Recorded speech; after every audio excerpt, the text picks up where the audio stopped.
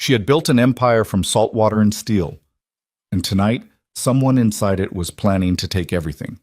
At the edge of the Seattle waterfront, where the Puget Sound stretched dark and cold beneath a sky full of borrowed light, Serena Vale stood in a room full of people who wanted something from her. They always did.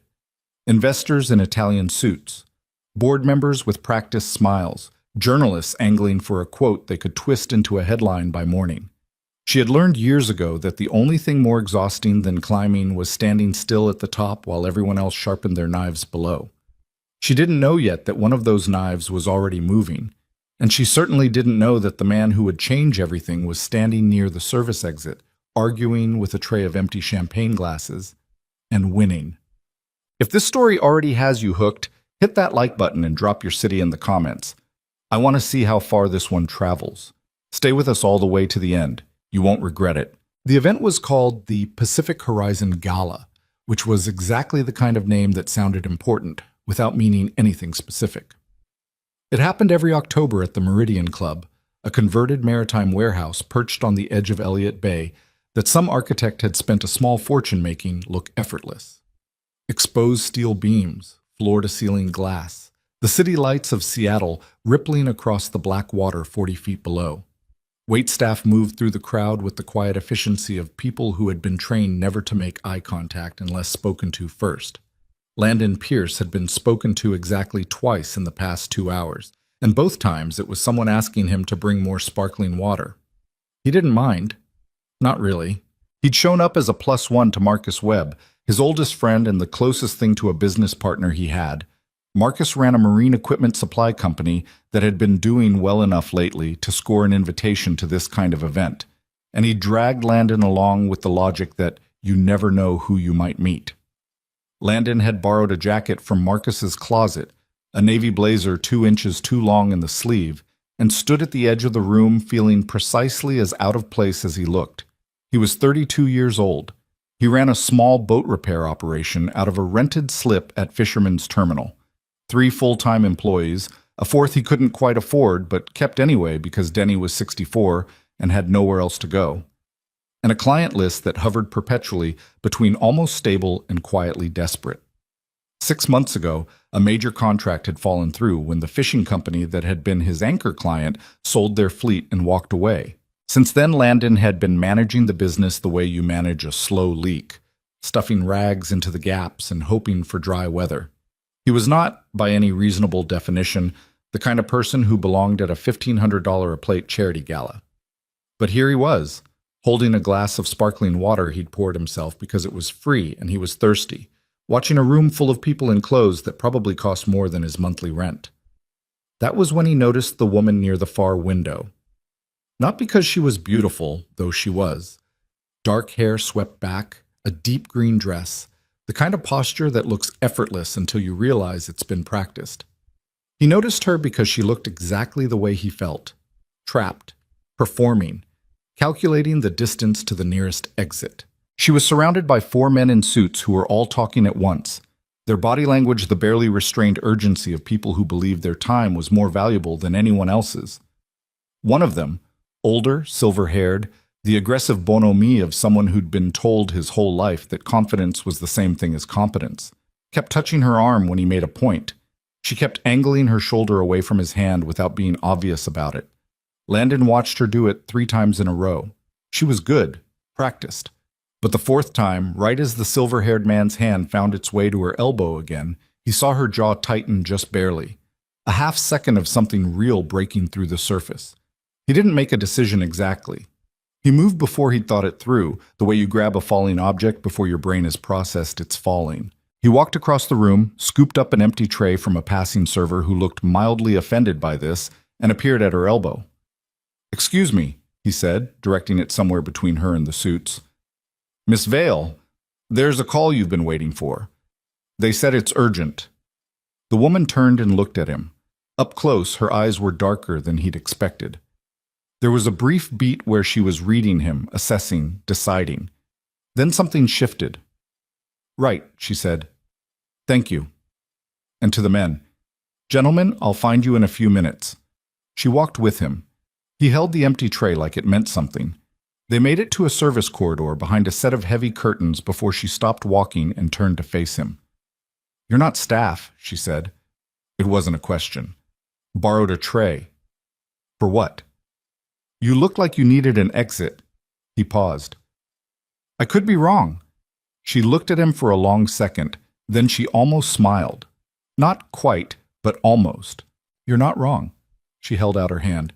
"Serena Vale." "I know who you are." He shook it. "Landon Pierce." "Should I know who you are?" "Probably not. I fix boats." "Boats?" she repeated, like she was testing the word. "Old ones, mostly. The kind that keep almost dying but don't quite make it there yet." He heard himself saying it and had a brief internal conversation about stopping. He didn't. "Kind of a theme in my life, actually." Something cracked open in her expression. Not pity. Something more complicated than that. "That might be the most honest thing anyone said to me tonight." She glanced back toward the curtain. "How much longer do you think I need to hide back here before it's socially acceptable?" "Depends how fast the silver-haired guy gives up." "Gerald Marsh." Her voice flattened slightly on the name. "He doesn't give up. It's actually his most notable quality, and also his worst one." "Board member?" "Investor. Wants to get closer to the board." She tilted her head. "You know your maritime industry." "I know Gerald Marsh's name from the business section. He's been trying to buy into deepwater tech for 3 years. Landon adjusted his grip on the borrowed tray. "He was also touching your arm every 45 seconds, which I'm guessing wasn't invited." Serena looked at him with an expression that was harder to read now. "No," she said after a moment. "It wasn't." "I figured." The corridor was quiet. From beyond the curtain, the gala hummed with its own momentum. Music, conversation, the percussive clink of glasses. And here it was just the two of them, and the low-grade hum of a ventilation system that sounded like it was working hard. Serena exhaled and leaned one shoulder against the wall.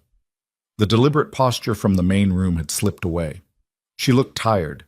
Not devastated, not fragile. Just tired in the way that people get when they've been holding something heavy for a long time. "I hate these things," she said, almost to herself. "Then why come?" "Because not coming costs more than coming." She looked at the tray in his hand. "Were you actually passing that around, or did you just grab it for cover?" "Just cover, but I was thinking about repurposing it as a shield if Gerald Marsh got aggressive." She laughed. "A real one. Short and genuine, nothing performed about it." It changed her whole face. "Come on," she said. "If I have to go back out there, at least walk with me. They leave you alone if you look like you're in the middle of something." "I'm a visual prop." "An effective one." They went back through the curtain, and she was right. Something about having someone next to her changed the calculus of the room. Gerald Marsh spotted her from across the crowd, but made no move to close the distance. The journalists hovering at the edges recalibrated and drifted toward easier targets. Serena moved through the space more loosely, more like herself, and Landon walked beside her holding an empty tray he'd completely forgotten to put down. They made a slow circuit of the room. She asked him questions about the boat repair business with what seemed like genuine curiosity, not the polite variety people use to fill silence, but actual follow-up questions. What kind of vessels? How long had he been doing it? What was the actual hard part? Was it the mechanical work or the business end? He answered honestly, which meant saying things like, "The hard part is staying solvent," and "I keep hiring people I can't technically afford because otherwise I feel bad," neither of which were things you were supposed to say in rooms like this. She told him she'd inherited control of Vale Marine Technologies 4 years ago when her grandfather died, that the company had been a mid-size operation making navigational equipment, and her grandfather had been trying to expand into research vessel design before he passed, that she had taken a company with 42 employees and turned it into something with nearly 2,000, that this fact was endlessly cited in articles about her and almost never actually asked about. "What would you want them to ask about?" Landon said. "What it cost," she said simply. Then she seemed to catch herself and looked sideways at him. "Sorry, I don't usually... You're easy to talk to." "I've been told also that I talk too much, so..." Those two things aren't mutually exclusive.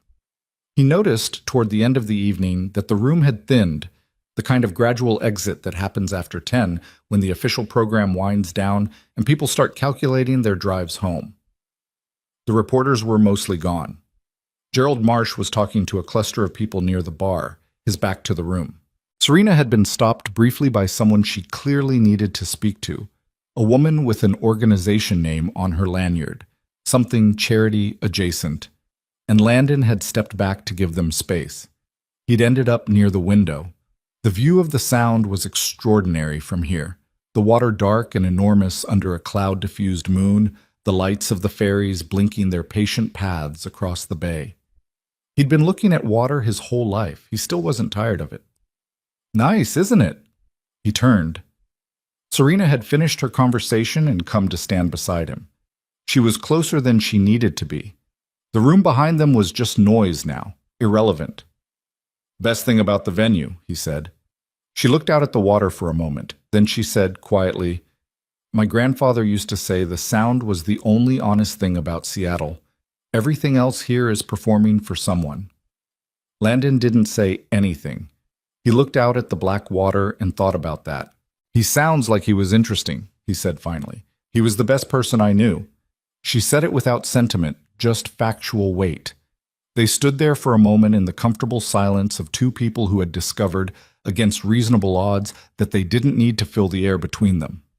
Then Marcus materialized at Landon's elbow, slightly flushed from the open bar and glowing with the specific energy of someone who'd had a successful networking night.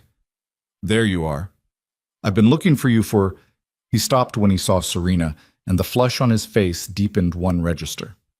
"Oh, hi. Sorry, didn't mean to interrupt." "You didn't," Serena said pleasantly. Marcus looked at Landon, then at Serena, then at the two of them together, side by side at the window, and something in his expression went through a quick private computation that landed somewhere between surprised and impressed. "Marcus Webb," he said, extending his hand to Serena with a grin.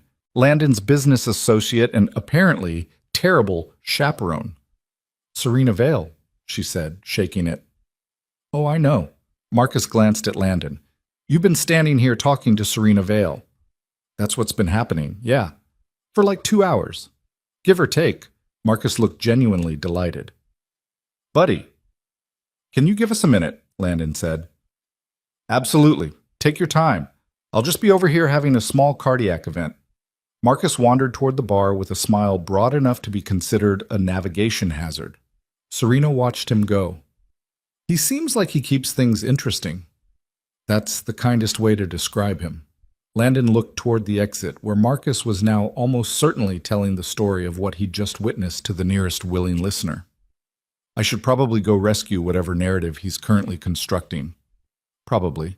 She turned to look at him. "I don't usually do this." "Do what?" "Spend an entire evening talking to someone I met in a service corridor." A brief pause. "Someone who clearly doesn't need anything from me."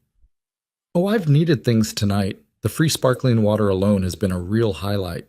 She looked at him with something that might have been exasperation and something else underneath that.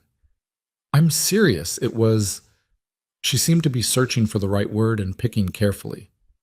"Unusual. The good kind." "Yeah," he said. "It was." He meant to say something else. Probably something smart, or at least neutral.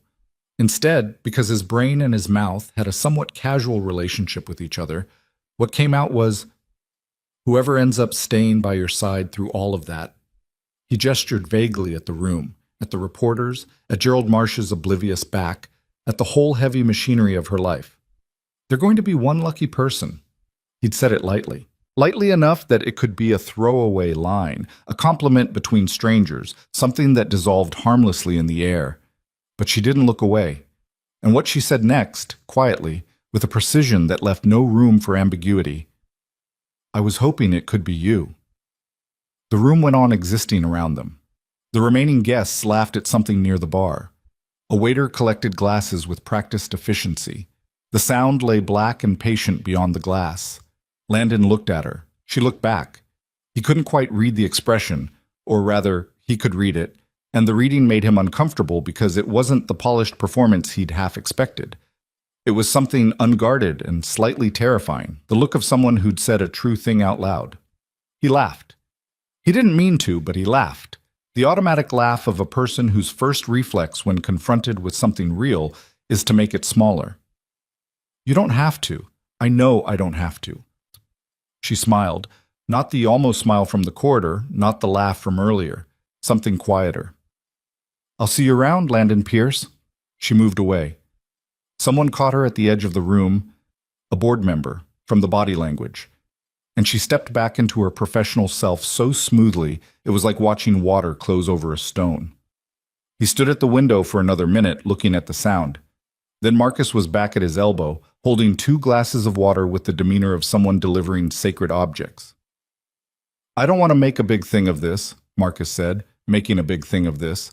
But did Serena Vale just don't? I'm just saying what I observed. Marcus. You laughed, Marcus said. You laughed when she said it. That's the most Landon thing that's ever happened to any Landon. I thought she was joking. Marcus looked at him with the steady patience of someone who'd known him for 20 years. Was she? Landon didn't answer. He looked out at the water. He thought about dark eyes reading him in a service corridor. A real laugh that changed a face. Someone saying, I was hoping it could be you, with the specific weight of a person who chooses every word and doesn't waste them. I don't know, he said finally. And that was the truth. Cham. He drove home through the wet Seattle night with the radio off, the city going quiet around him. His apartment was in Ballard, a 2-bedroom in a building that smelled permanently of the sea, which he'd always liked, even before he understood why. He'd moved there after the divorce 4 years ago, when Mia was 4, and the world had rearranged itself into something he didn't quite recognize yet. His daughter was asleep when he got in. He could hear her through the cracked door of her room, the specific breathing rhythm that parents learn to read the way sailors read weather. Even, steady, fine. He stood in the doorway for a moment, looking at the small shape under the dinosaur blanket she'd refused to give up, despite being 8 now, and in her own words, definitely too old for dinosaurs, but they're actually still pretty good. He went to the kitchen and stood over the sink, drinking a glass of tap water in the dark. The boat repair business. 3 employees and a 4th he kept out of stubbornness. A lease on a slip at Fisherman's Terminal that was due for renegotiation in 4 months. An overdraft line of credit he'd tapped twice in the last year. A reputation for doing excellent work on exactly the kind of vessels that were slowly becoming obsolete as the industry moved toward the newer, cleaner, composite hull designs that required different tools and different expertise than he had. Whoever ends up staying by your side through all of that. He'd said it without thinking. The careless sympathy of someone looking at someone else's heavy life from a comfortable distance.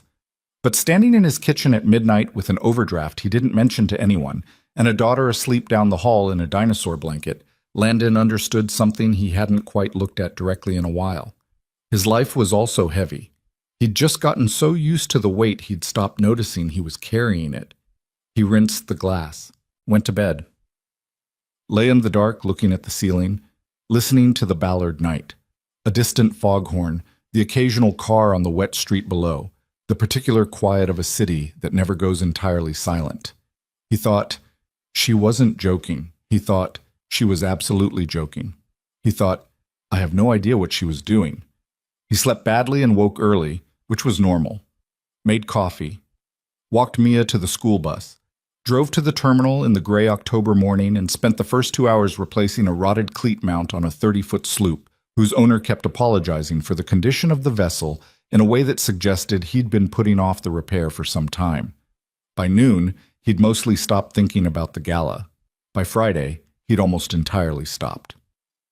The call came the following Tuesday morning, just before 8. He was under the stern of an aging trawler, his arms elbow-deep in a raw fiberglass repair, when his phone buzzed with an unknown number. He ignored it. It buzzed again. He climbed out, stripped a glove, answered. Mr. Pierce? A woman's voice, professional, precise. My name is Jocelyn Harrow. I'm calling on behalf of Serena Vale. She'd like to speak with you about a potential contract if you have a few minutes. He stood there with fiberglass dust on his forearms and a small streak of epoxy on the side of his neck and said, Yeah, sure, okay. Excellent. Can you hold briefly? He held. He looked around the shop. Denny bent over a workbench fitting new hardware to a railing, his two younger employees, Daniel and Kira, running a grinder over a keel patch in a sound that would have been painful in an enclosed space. Normal Tuesday. Normal life. Landon, her voice on the phone was different from the gala, crisper. The tiredness was gone, replaced by the particular efficiency of someone in the middle of a long day. But he recognized it. Serena Vale, he said. You actually called. I said I'd see you around. A brief pause. I have a project I think your company might be suited for. A vessel. She's currently berthed at a private dock in Shill's Hole. My grandfather owned her. I inherited her with the estate. She's been sitting for 2 years and she needs significant work. What kind of vessel? Research ship, 53 feet. Wood composite hybrid hull, older design. She was built in the 90s. My grandfather used her for deep water survey work before he got too sick to take her out. Another pause. I want her restored, not cosmetically. I want her operational. Landon processed this. A 53-foot wood composite research vessel from the 90s, sitting neglected for 2 years. That was serious structural work.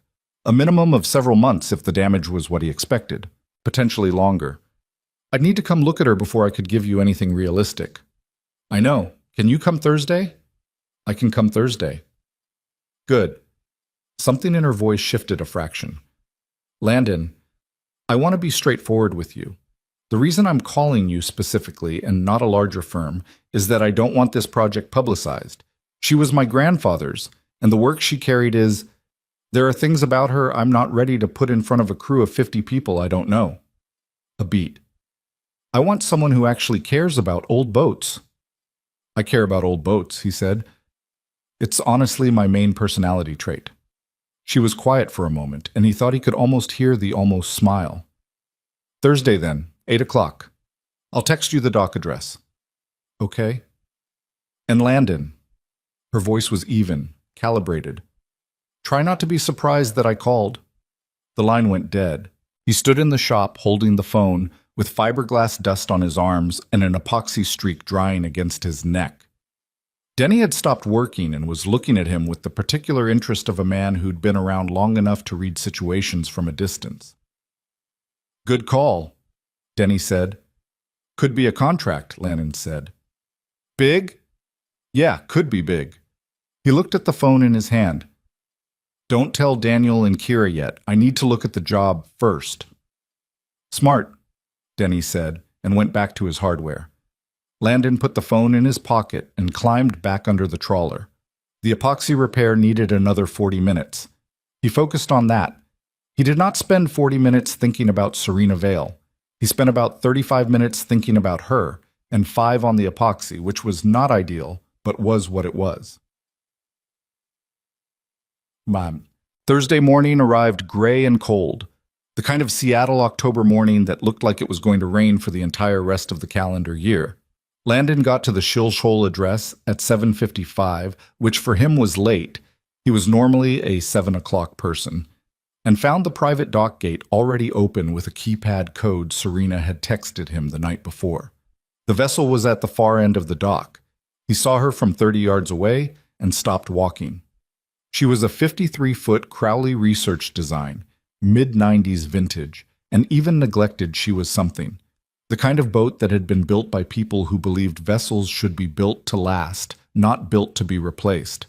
Wood composite construction that you almost never saw anymore, the kind that required genuine craft to maintain and genuine expertise to repair. She'd been white once, and the waterline was clean enough to suggest someone had at least covered her properly. But 2 years of weather had worked at her paint, and the teak decking was badly weathered, and the name on the stern had faded past legibility. He could see without getting close that the hull was soft in at least 2 places amidships. The standing rigging was corroded. One of the port lights was cracked. The main hatch cover sat slightly crooked in a way that meant either the frame had warped or the hatch itself had, neither of which was a quick fix. He was also, despite himself, immediately in love with her. She's not pretty right now. He turned. Serena was coming down the dock toward him in a dark coat carrying 2 cups of coffee. Different from the gala. No dress, no performance. Jeans, boots, her hair pulled back without ceremony. She looked slightly tired and completely real. "She's pretty," he said, "just not in good shape." "Those two things can coexist." She held out one of the cups. "Black," I guessed. "Correct guess, He took it. "She's been covered?" "I had someone maintain the cover and basic bilge pump monthly. That's all I could manage until—" She stopped. "Until I had time to think about what I wanted to do with her." He looked back at the boat. "What do you want to do with her?" "Put her back in the water. Actually in the water, not just floating at a dock." She came to stand beside him, looking at the vessel with an expression that was harder to read than it had seemed. "My grandfather was doing research before he died. Deep water ecological surveys. Well, independent work, outside the company. He cared about it." A pause. "I want to be able to finish what he started. Eventually." Landon nodded. He set down his coffee on the dock railing and pulled out his phone for photos, then stopped. "Can I go aboard?" "That's why you're here." He spent the next 90 minutes going over her, every inch he could access.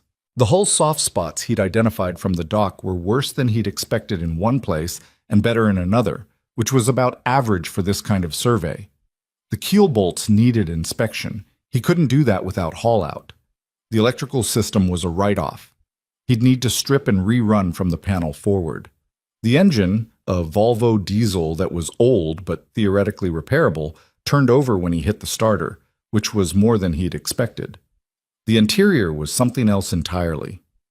Every surface was covered in careful protective wrapping. Someone had done this methodically, with the kind of attention that meant something to them. Beneath the wrapping, charts, books, instruments, equipment that was dated but well maintained. A small workspace in the main cabin with drawers of handwritten notes in precise, compact script, files in labeled folders. A laptop so old it was past the point of usefulness, but kept anyway. He didn't open anything, but he could see from the quality of the organization that this had been a working space. Someone had used this boat like a second office, or maybe a first one, the kind of place where the real thinking happened. He came back up on deck, where Serena was sitting on the dock railing, having apparently decided to let him work without commentary. "The electrical needs to be redone completely," he said. "Hull soft spots. There are 3. The one amidship's port side is significant. The other 2 are manageable. Keel bolts need inspection on haul-out. I can't promise you anything on those until I see them. Teak deck is past saving on the port forward section. The rest can be worked. Standing rigging, replace everything. Don't try to reuse any of it. Engine is a maybe, depends what the survey shows once we get her out of the water." Serena listened to all of this without expression. "Timeline? 6 months if everything we find is in the range of what I expect. Could be 8 if the keel bolts are bad, or if there's structural damage under the hull. I can't see from here." "And cost?" He'd done rough math in his head during the inspection. He gave her a number. It was, he was aware, a substantial number. The kind that would tell him something about the conversation depending on how she responded. She nodded once. "Can you start within 2 weeks?" "I need to haul out first. Haul out at Shill's Hole Yard. I can schedule that for next week if there's a slot." "There's a slot. I reserved it last week." She said it without particular emphasis, but he registered it. She'd already been planning to move forward before he'd even inspected the boat. "You were pretty confident I'd take the job." "No," she said. "I was prepared." "Those aren't the same thing." She looked at him steadily. "Will you take it?" He looked back at the boat. The neglected teak, the failing rigging, the hull soft spots that were going to be a genuine fight to repair properly. The interior full of a dead man's careful work, wrapped and waiting. "Yeah," he said. "I'll take it." Something in her posture changed, slightly, barely, not relief exactly, closer to settling. "Good." She stood, put her coffee cup in her coat pocket. "I'll have Jocelyn send over the contract framework today. You can mark it up however you need to." She paused. "I want to be involved in the process, not in the way, I'm not going to tell you how to do your job, but this boat matters to me and I want to understand what's happening to her." You're welcome on site whenever you want. Thank you. She glanced at the vessel one more time. She has a name, by the way. It's faded on the stern, but it's still there if you look close. He hadn't been able to read it from the dock. He turned and looked. The paint was gone in places, but the shape of the letters was still in the fiberglass beneath, ghost white against white. He moved down the dock until the angle was right. Marguerite. His wife? Landon guessed. His wife. Serena said it with the particular weight of a word that arrives already carrying its own history. He looked at the name on the stern, then at the woman standing on the dock with her coffee and her careful posture and her grandfather's boat between them like a question she wasn't quite asking. We'll take care of her, he said. Serena looked at him. I know, she said. Simple. Final. Like she'd already decided that before he arrived. He went back to the shop and told his crew about the contract. Denny said, "About time," without asking about any of the specifics. Daniel and Kira asked the sensible questions, timeline, scope, whether they'd need to bring in any specialized help. He answered what he could and said he'd know more once they got Marguerite on the hard. That night, helping Mia with a school project about the water cycle, she was at the kitchen table surrounded by markers and a poster board that kept sliding, and she was deeply annoyed about the poster board. He found himself thinking about the boat, about the interior, the wrapped instruments, and the handwritten notes, and the drawers full of research from a man who'd cared about something enough to spend his last healthy years chasing it. "Dad?" Mia said. "Are you listening?" "Clouds," he said. "You were explaining clouds." She gave him the look. She'd had this look since she was 5, tolerant, slightly disappointed, the expression of someone who has concluded that adults are managing but not optimal. "I was explaining condensation, which is a type of cloud thing." "Right, condensation." "I'm listening." "You're thinking about something." "I'm doing both." She considered this with the judicious skepticism of an 8-year-old who has learned that adults saying they can do 2 things at once is usually a lie. "Is it about work?" "Kind of." "Is it a good kind of work?" He thought about the boat, about the soft hull and the ruined rigging and the old Volvo diesel that might be savable and the name painted ghost white into fiberglass. "Yeah," he said. "I think so." Mia went back to her condensation. He held a marker steady for the poster board. Outside, the Seattle night pressed against the kitchen window, and somewhere across the city, the sound moved in the dark the way it always did, patient and indifferent and real. He didn't know yet what was waiting for them. None of them did. The Marguerite came out of the water the following Monday morning. What they found under the hull would take 3 days to fully document and 2 weeks to fully understand. And somewhere inside the vessel's sealed interior, in a filing drawer beneath layers of protective wrap, was a hard drive and a folder of documents that Serena's grandfather had spent the last year of his life protecting. Landon wouldn't find those for another 6 weeks. By then, a great deal would have already changed. The Marguerite came out of the water on a Monday, and what the haul-out revealed was bad enough that Landon stood at the base of the travel lift for a full 2 minutes without saying anything. Denny came to stand beside him, hands in his pockets, looking up at the exposed hull with the quiet appraisal of someone who had been doing this long enough to know that silence after a haul-out usually meant money. "How bad?" Denny said. "The keel bolts." Landon pointed at the aft section where the ballast keel met the fiberglass, or was supposed to meet it. 3 of them are gone. Not corroded. Gone. Someone pulled them and didn't replace them properly. That's not age. No, that's neglect with a specific shape to it. He walked the length of the hull slowly, crouching at the stern. The soft spot he'd identified from the dock was worse than he'd estimated. A section roughly 18 inches across where the wood composite laminate had delaminated from the fiberglass beneath, creating a void that would have made the vessel genuinely dangerous at speed in open water. She was maintained on the surface. Someone made sure she looked okay from the dock. But below the waterline, nobody was paying attention. Or somebody wanted her to stay exactly where she was, Denny said. Landon looked at him. Denny shrugged, the way he always shrugged. Slowly, with the complete non-urgency of a man who had seen too many things to get excited about his own theories. "Just saying what I see," Denny said, and walked back to the shop. Landon spent the rest of the morning documenting. He was on his third set of photos when his phone buzzed. "Can I come by this afternoon?" "S." He replied, "Haul out yard, not the shop. Come after 2. She arrived at 2:15, on foot, in the same dark coat from the dock inspection.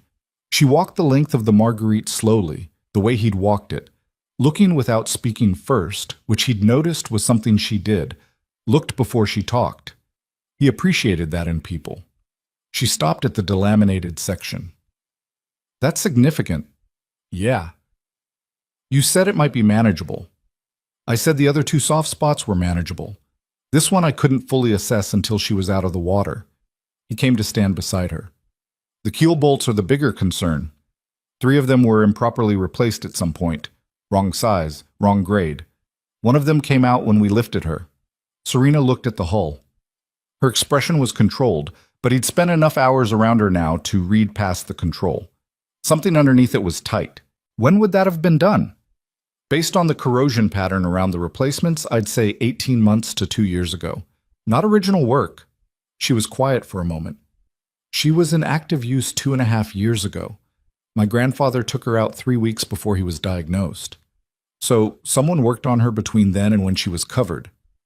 She was covered immediately after he died. I arranged it."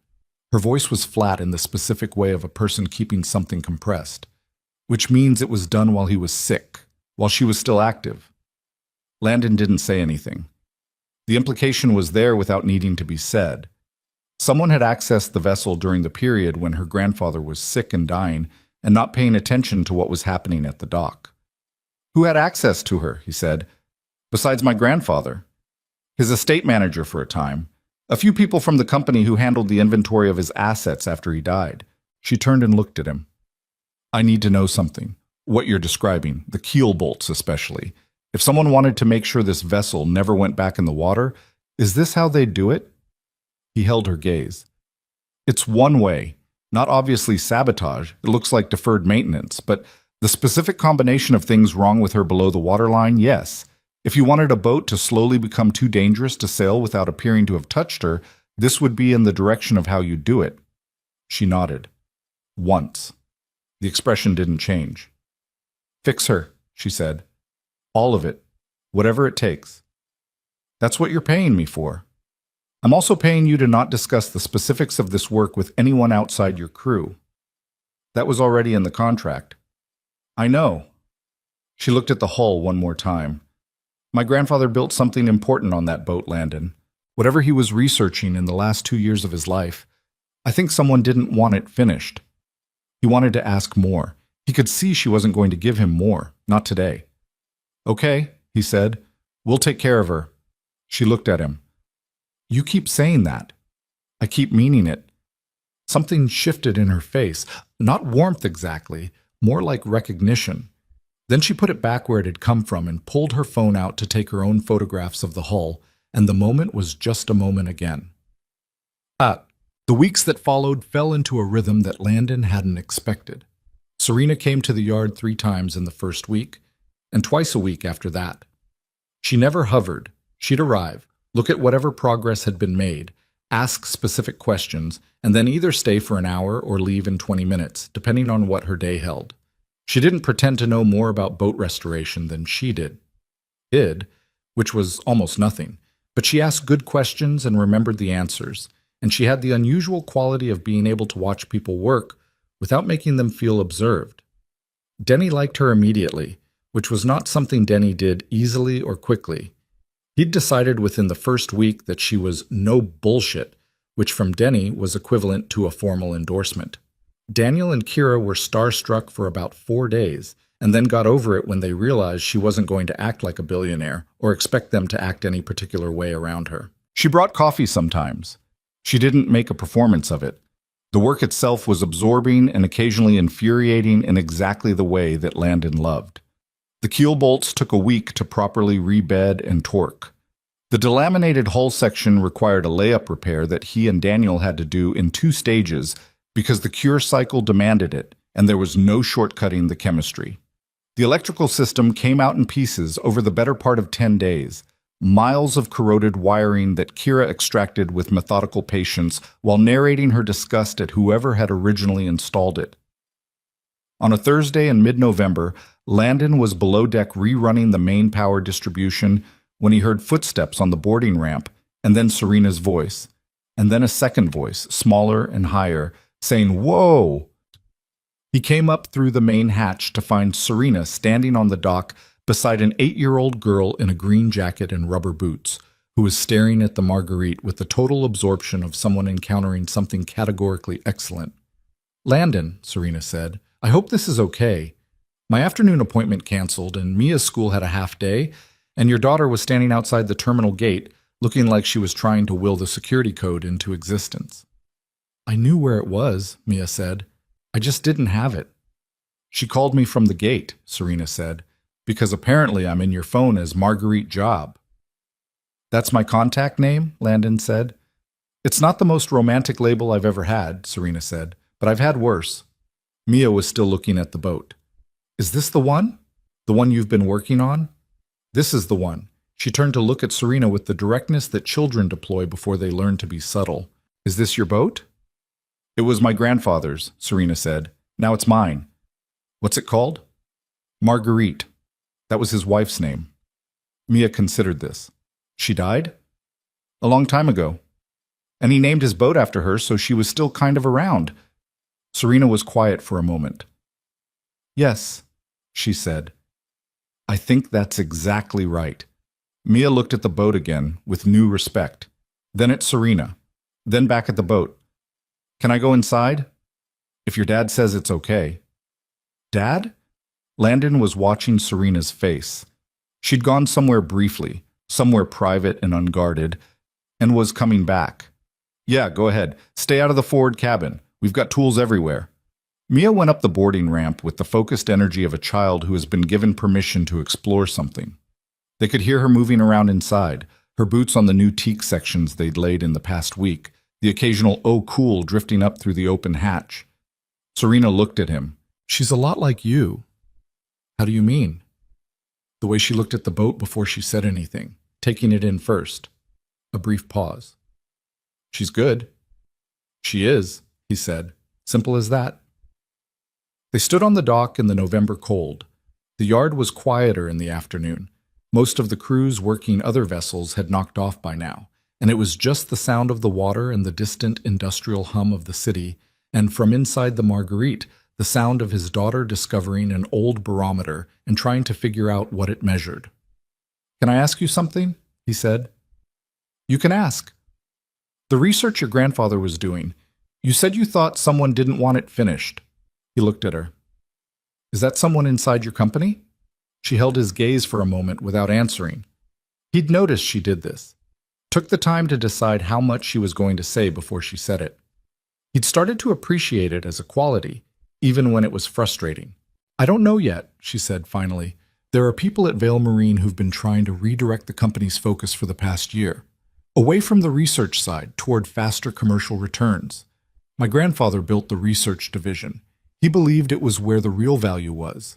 Ecological deep water survey technology, long-duration autonomous systems." She looked out at the water.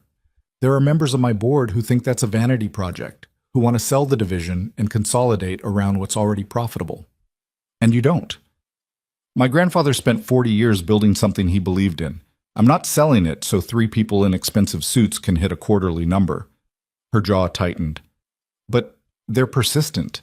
And lately they've been, I don't know, more organized than I'd expect." "Who's leading it?" She looked at him. "Formally, nobody. Informally, a man named Carter Rhodes. He's been with the company 12 years, CFO for the last 4. A pause. "He's good at his job. Better than I'd like him to be, honestly." Mia's voice floated up from below. "Dad, there's a fish finder down here, and it's ancient. It's like from before I was born." "Most things are from before you were born," Landon called back.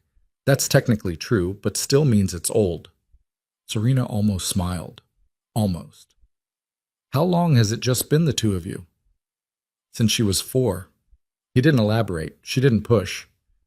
"That's a long time to carry a business and a kid." "She's the easier one," he said. She looked at him with an expression he still couldn't quite fully decode. Something that was maybe appreciation, and maybe something more than that, and maybe neither.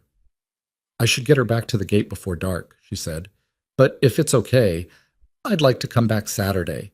I want to start going through the interior files, my grandfather's notes. The boat's locked when we're not here. You'll need the key code. You trust me with the key code? You're the owner of the vessel. Technically, yes. She said it was something underneath it that he didn't try to interpret. He gave her the code. She called down to Mia that they were heading out, and there was a brief protest from below. 5 more minutes, there's a whole drawer of charts, which they both pretended not to hear. When Mia finally came up the boarding ramp, she had a small folded chart in her hand that she was examining with deep concentration. Can I borrow this? It's got depth readings for the whole sound. That's not really... Landon started. Of course, Serena said. Keep it. Mia looked up at her. A long, evaluating look that had something of her father's directness in it, but was entirely her own. You're nice, she said, like she'd made a decision. Serena blinked. Thank you. Dad said you were the lady from the boat job. He didn't say you were actually nice. Mia. That's fair, Serena said. Most people in my position aren't. Mia nodded, apparently satisfied, and went back to studying the chart. Serena glanced at Landon. He could see she was working to keep her expression neutral and not entirely succeeding. Saturday, she said. Saturday, he said.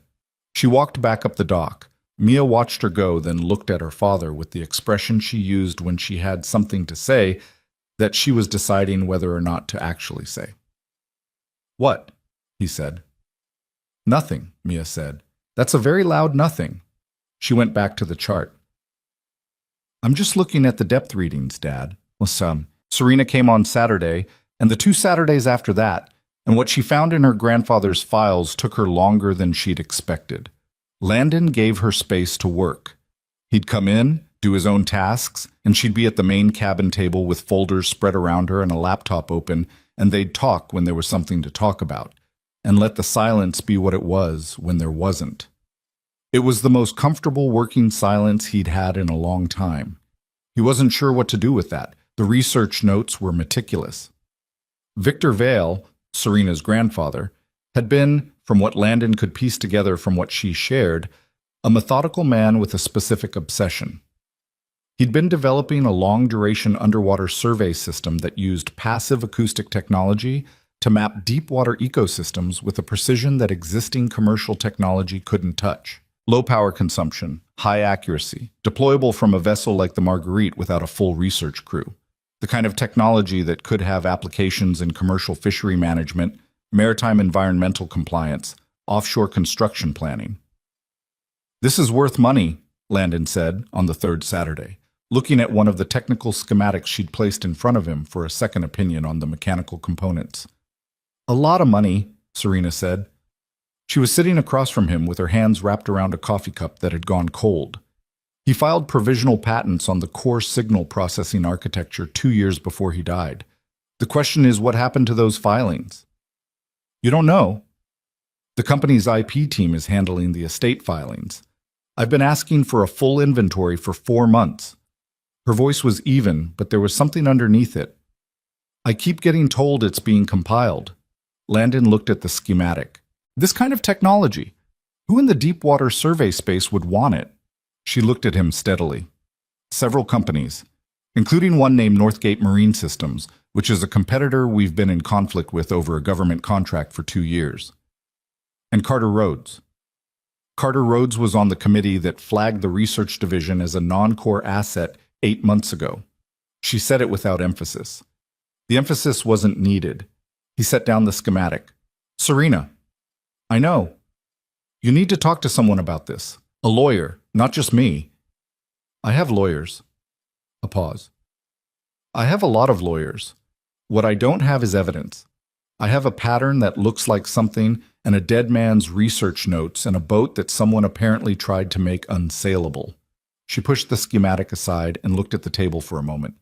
The patents would tell me everything. If those filings were tampered with, if someone in my own IP department altered or delayed them. She stopped. That's not a civil matter, he said. No, it's not. She said it matter-of-factly, but he heard what was underneath the matter-of-fact. The weight of it. The specific exhaustion of someone who had been carrying a suspicion alone long enough that it had changed shape on her. How long have you known? He said. She thought about it, really thought about it, which he appreciated. Known that something was wrong inside the company? 8 months. Known it might reach this far? She looked at the files on the table around them. Since I found these? Since before you called me? Yes. He understood then what the phone call had actually been. Not just about restoring a boat. She'd needed the boat in the hands of someone she could control the information around. Someone small enough to stay off the radar of whoever was watching. You used the contract, he said. Not accusing, just naming it. Yes? She met his eyes. And then it became more than that. A beat. I'm not apologizing for the first part, but I am telling you the truth about it. He thought about that for a moment. About the alternative.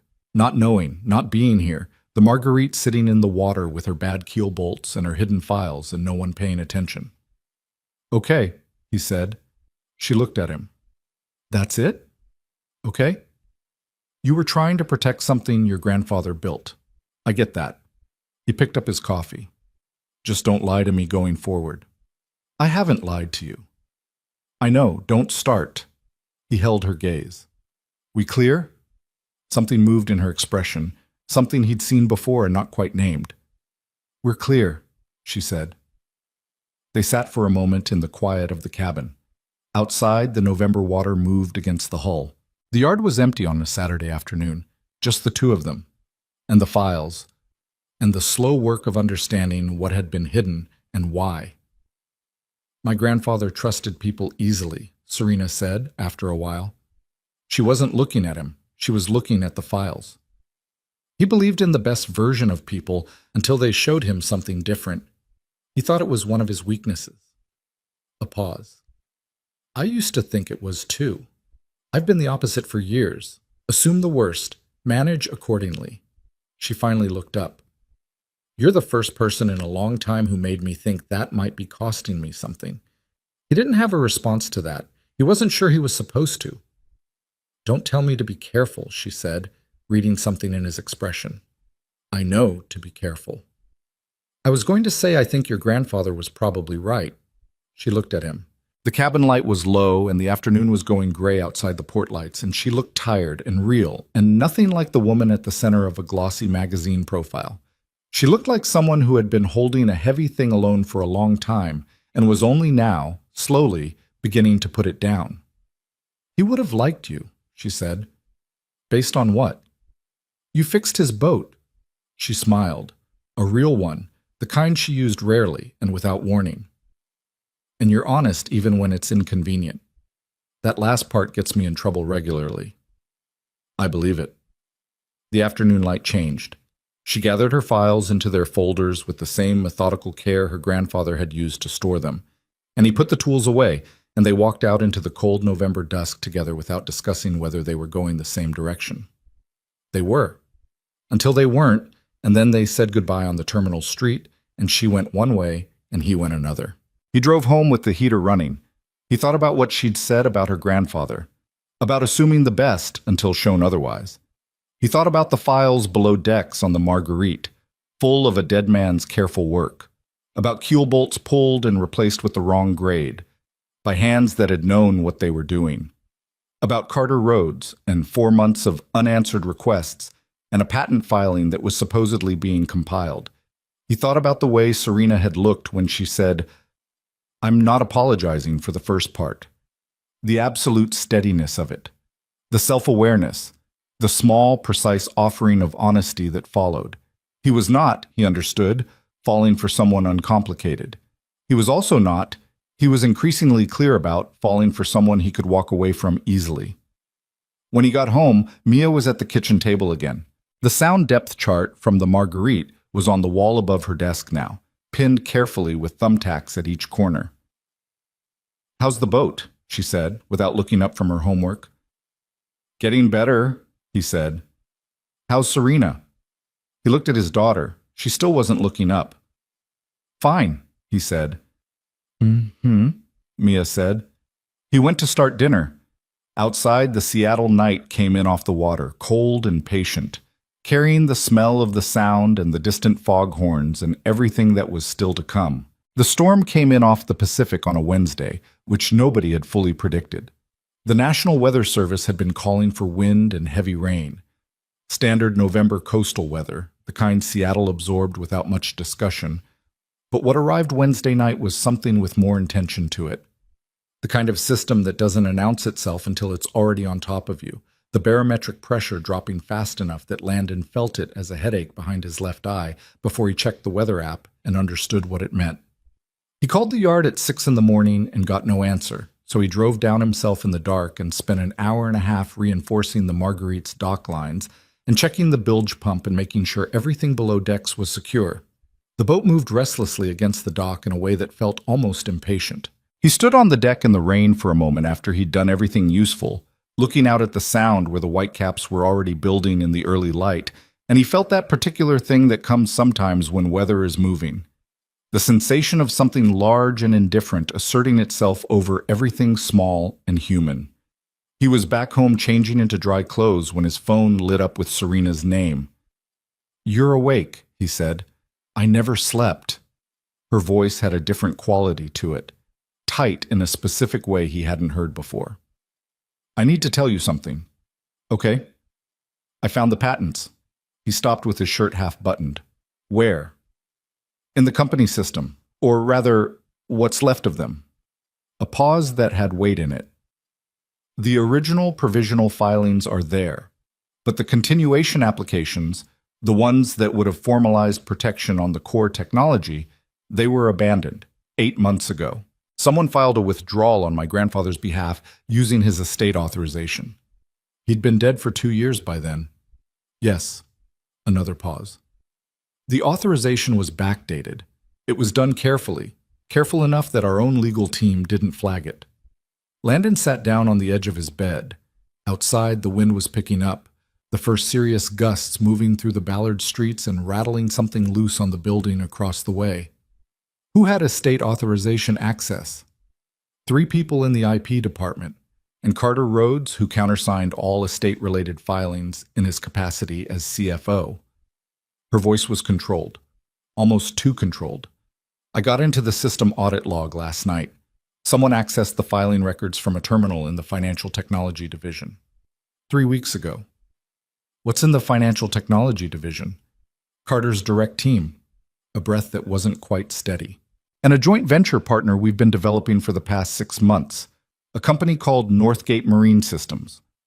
The name landed the way she'd said it, without drama, which made it worse. "They've been in your building," he said. "They have office access as part of the partnership agreement. Standard arrangement." She stopped. "Landon, the technology my grandfather developed, the passive acoustic survey system, Northgate filed a patent application of their own 9 months ago, 2 weeks after the withdrawal of my grandfather's continuation filing." He was quiet for a moment. The wind pushed at the windows. Down the hall, Mia was still asleep, and the apartment had the particular stillness of a household that doesn't know yet what kind of day it's about to have. "They took it," he said. "They took it. With help from inside my company." Her voice cracked on the last word. "Just barely. Just once. I've been building something for 4 years, Landon. 12-hour days, every decision carrying the weight of 2,000 people's livelihoods, and someone I trusted to protect this company has been selling it from the inside." He didn't say anything immediately. He understood she wasn't asking for comfort. She was saying a true thing out loud to the one person she'd decided she could say it to, and the appropriate response to that was to receive it without trying to fix it. "When did you figure out it was Rhodes?" he said. "I've suspected for 3 months. The patent access log is the first thing I have that puts his name on paper." She exhaled. "I called my attorney an hour ago. She says without more documentation, Rhodes could argue the backdated filing was a procedural error. Estate authorization is complex enough that it could be made to look like confusion rather than fraud. What would more documentation look like? Original research files, time-stamped, proving the technology was developed by my grandfather at Vail Marine, not independently by Northgate. A pause. Files like the ones currently in a drawer on the Marguerite. He understood. The hard drive, he said. The one in the forward cabin. I haven't opened it yet. I needed to know what we were dealing with before I opened it. Her voice steadied. I think we need to open it. The storm's going to be bad today. The yard might not be accessible. I know. Can you get there? He thought about the dock lines he'd reinforced at 6 in the morning, the bilge pump he'd checked, the Marguerite moving against her fenders in the early swells. I can get there. Give me an hour. I'll meet you. Serena. He stopped her before she could end the call. Who else knows about the patent audit log? A silence that told him she'd already thought about this. As of last night, me and whoever has been monitoring my system access. Another beat. Which means we need to move today before they know I found it. He hung up and sat for a moment on the edge of his bed, listening to the wind working itself up outside. Then he went and knocked on Mia's door. She appeared in the doorway in approximately 30 seconds, which meant she'd been awake already, reading under her covers the way she always was when she thought he didn't know. She took one look at him and said, "What's wrong?" "Nothing's wrong. I need to go to the yard. Mrs. Chen downstairs can—" "I'll come." "Mia, it's storming." "I know. I've been listening to it." She was already reaching for her jacket. "I'll stay in the truck. I'm not going to melt." He started to object and then looked at his daughter in her rubber boots and her green jacket with the chart-covered wall behind her, and he thought about 8 years of figuring it out alone together, the two of them, and he didn't have the energy for the argument, and also she was usually right. "Truck," he said. "You stay in the truck." "Obviously," she said. The drive to the yard was slow. The rain was coming sideways by the time they crossed into Shilshole, and the streets were running with water that had overwhelmed the drains. He parked as close to the dock gate as he could manage, and left the engine running for Mia with the heater on high, and she'd already pulled a book from somewhere and was reading it with the self-contained patience of a child who has spent her whole life around working adults. Serena arrived 4 minutes later in a car that had someone else driving, which he registered and didn't comment on. She came down the dock in the rain without an umbrella, her coat already darkened with water across the shoulders, and he held the gate for her and they walked the length of the dock with the wind at their backs. The Marguerite was working against her dock lines in a way that wasn't dangerous but was insistent. He steadied her with a hand on the stern rail and helped Serena aboard, and then they were below decks in the relative quiet of the cabin, where the storm sounds were muffled and the water drummed against the hull in a way that felt both threatening and somehow close. The forward cabin was where Landon had been running new electrical. He'd moved around the drawers of files carefully in the past weeks, worked around them, not opened them. The hard drive was exactly where he'd first noticed it, in a protective case in the bottom drawer of the main workstation, surrounded by what appeared to be backup drives in individual sleeves, each one labeled in the same compact handwriting as the notebooks. Serena sat down in front of the workstation and put the hard drive on the table. She looked at it for a moment without touching it. "If it's what I think it is," she said, "then this changes everything. And if it's not, then we're sitting in a boat in a storm with nothing." She looked up at him. "But he kept it here. He kept it on the boat, not in the company servers, not at the house. Here." She pressed her palm flat on the table next to the drive. He knew something was wrong. He was protecting it. She plugged the drive into her laptop. It required a password, which she tried twice unsuccessfully, and then sat back and thought. Landon watched her face work through something. "His wife's name," he said. She looked at him. "Marguerite? Try it." She typed it. The drive opened. The silence in the cabin was different for a moment, both of them understanding what that meant. That a man who knew he was dying had protected his work with the name of the woman he'd lost and the boat he'd named after her. The small, human logic of it. Serena scrolled through the directory without speaking. Landon came to look over her shoulder. The folder structure was dense and methodical. Research logs organized by date going back 6 years, technical files with version histories, and then, in a folder labeled simply Correspondence, a set of documents that were not research files at all. She opened it. The emails were between Victor Vale and someone identified only as an internal company address, An address that Serena stared at for a long moment before she said, very quietly, "That's Carter's personal assistant's account." "What do the emails say?" She read in silence for a minute. 2 minutes. Her face didn't change, but her breathing changed, and Landon had learned to read that. "My grandfather knew," she said. "He knew 8 months before he died that someone in the company was passing information to Northgate. He was documenting it." She scrolled further. "He hired a private investigator. There are copies of reports here." She clicked on a file and a scanned document opened. A PI's report with dates and surveillance photographs and a name. Carter Rhodes and the CEO of Northgate Marine Systems met 4 times in 6 months. 2 of those meetings were at a private club in Bellevue. She kept reading. "My grandfather sent a letter to the board, requesting an emergency session. Did they respond?" Her voice went very flat. "They responded by recommending he take medical leave due to his illness." The storm hit the hull with a particular gust then, something bigger moving through, and the Marguerite shifted against her dock lines with a kind of complaint. The cabin lights flickered once. "He tried to stop it," Landon said, "and they used his dying against him." She closed the laptop. Her hands on the case were not quite steady. "They waited until he was too sick to fight back, and then they buried it." She was quiet for a moment. "He didn't get to finish. He was going to come back here, take the Marguerite out, do one more survey run to complete his data set, and then go to the board with everything." A pause. "He never made the survey run." "Because he got too sick." "Because he got too sick." She looked at the laptop. "And then someone made sure the boat couldn't go back in the water anyway." The rain came down harder. Somewhere on the dock above them, something was knocking loose in the wind, a rhythmic impact against the metal railing that started and started again. Landon looked at the directory still visible on the screen. "There's more in here," he said. "I know. We need to get copies of everything. Today, not tomorrow." "I know." She opened the laptop again. Her voice was steady now, with the particular steadiness of someone who has passed through the worst of something and come out the other side into clarity.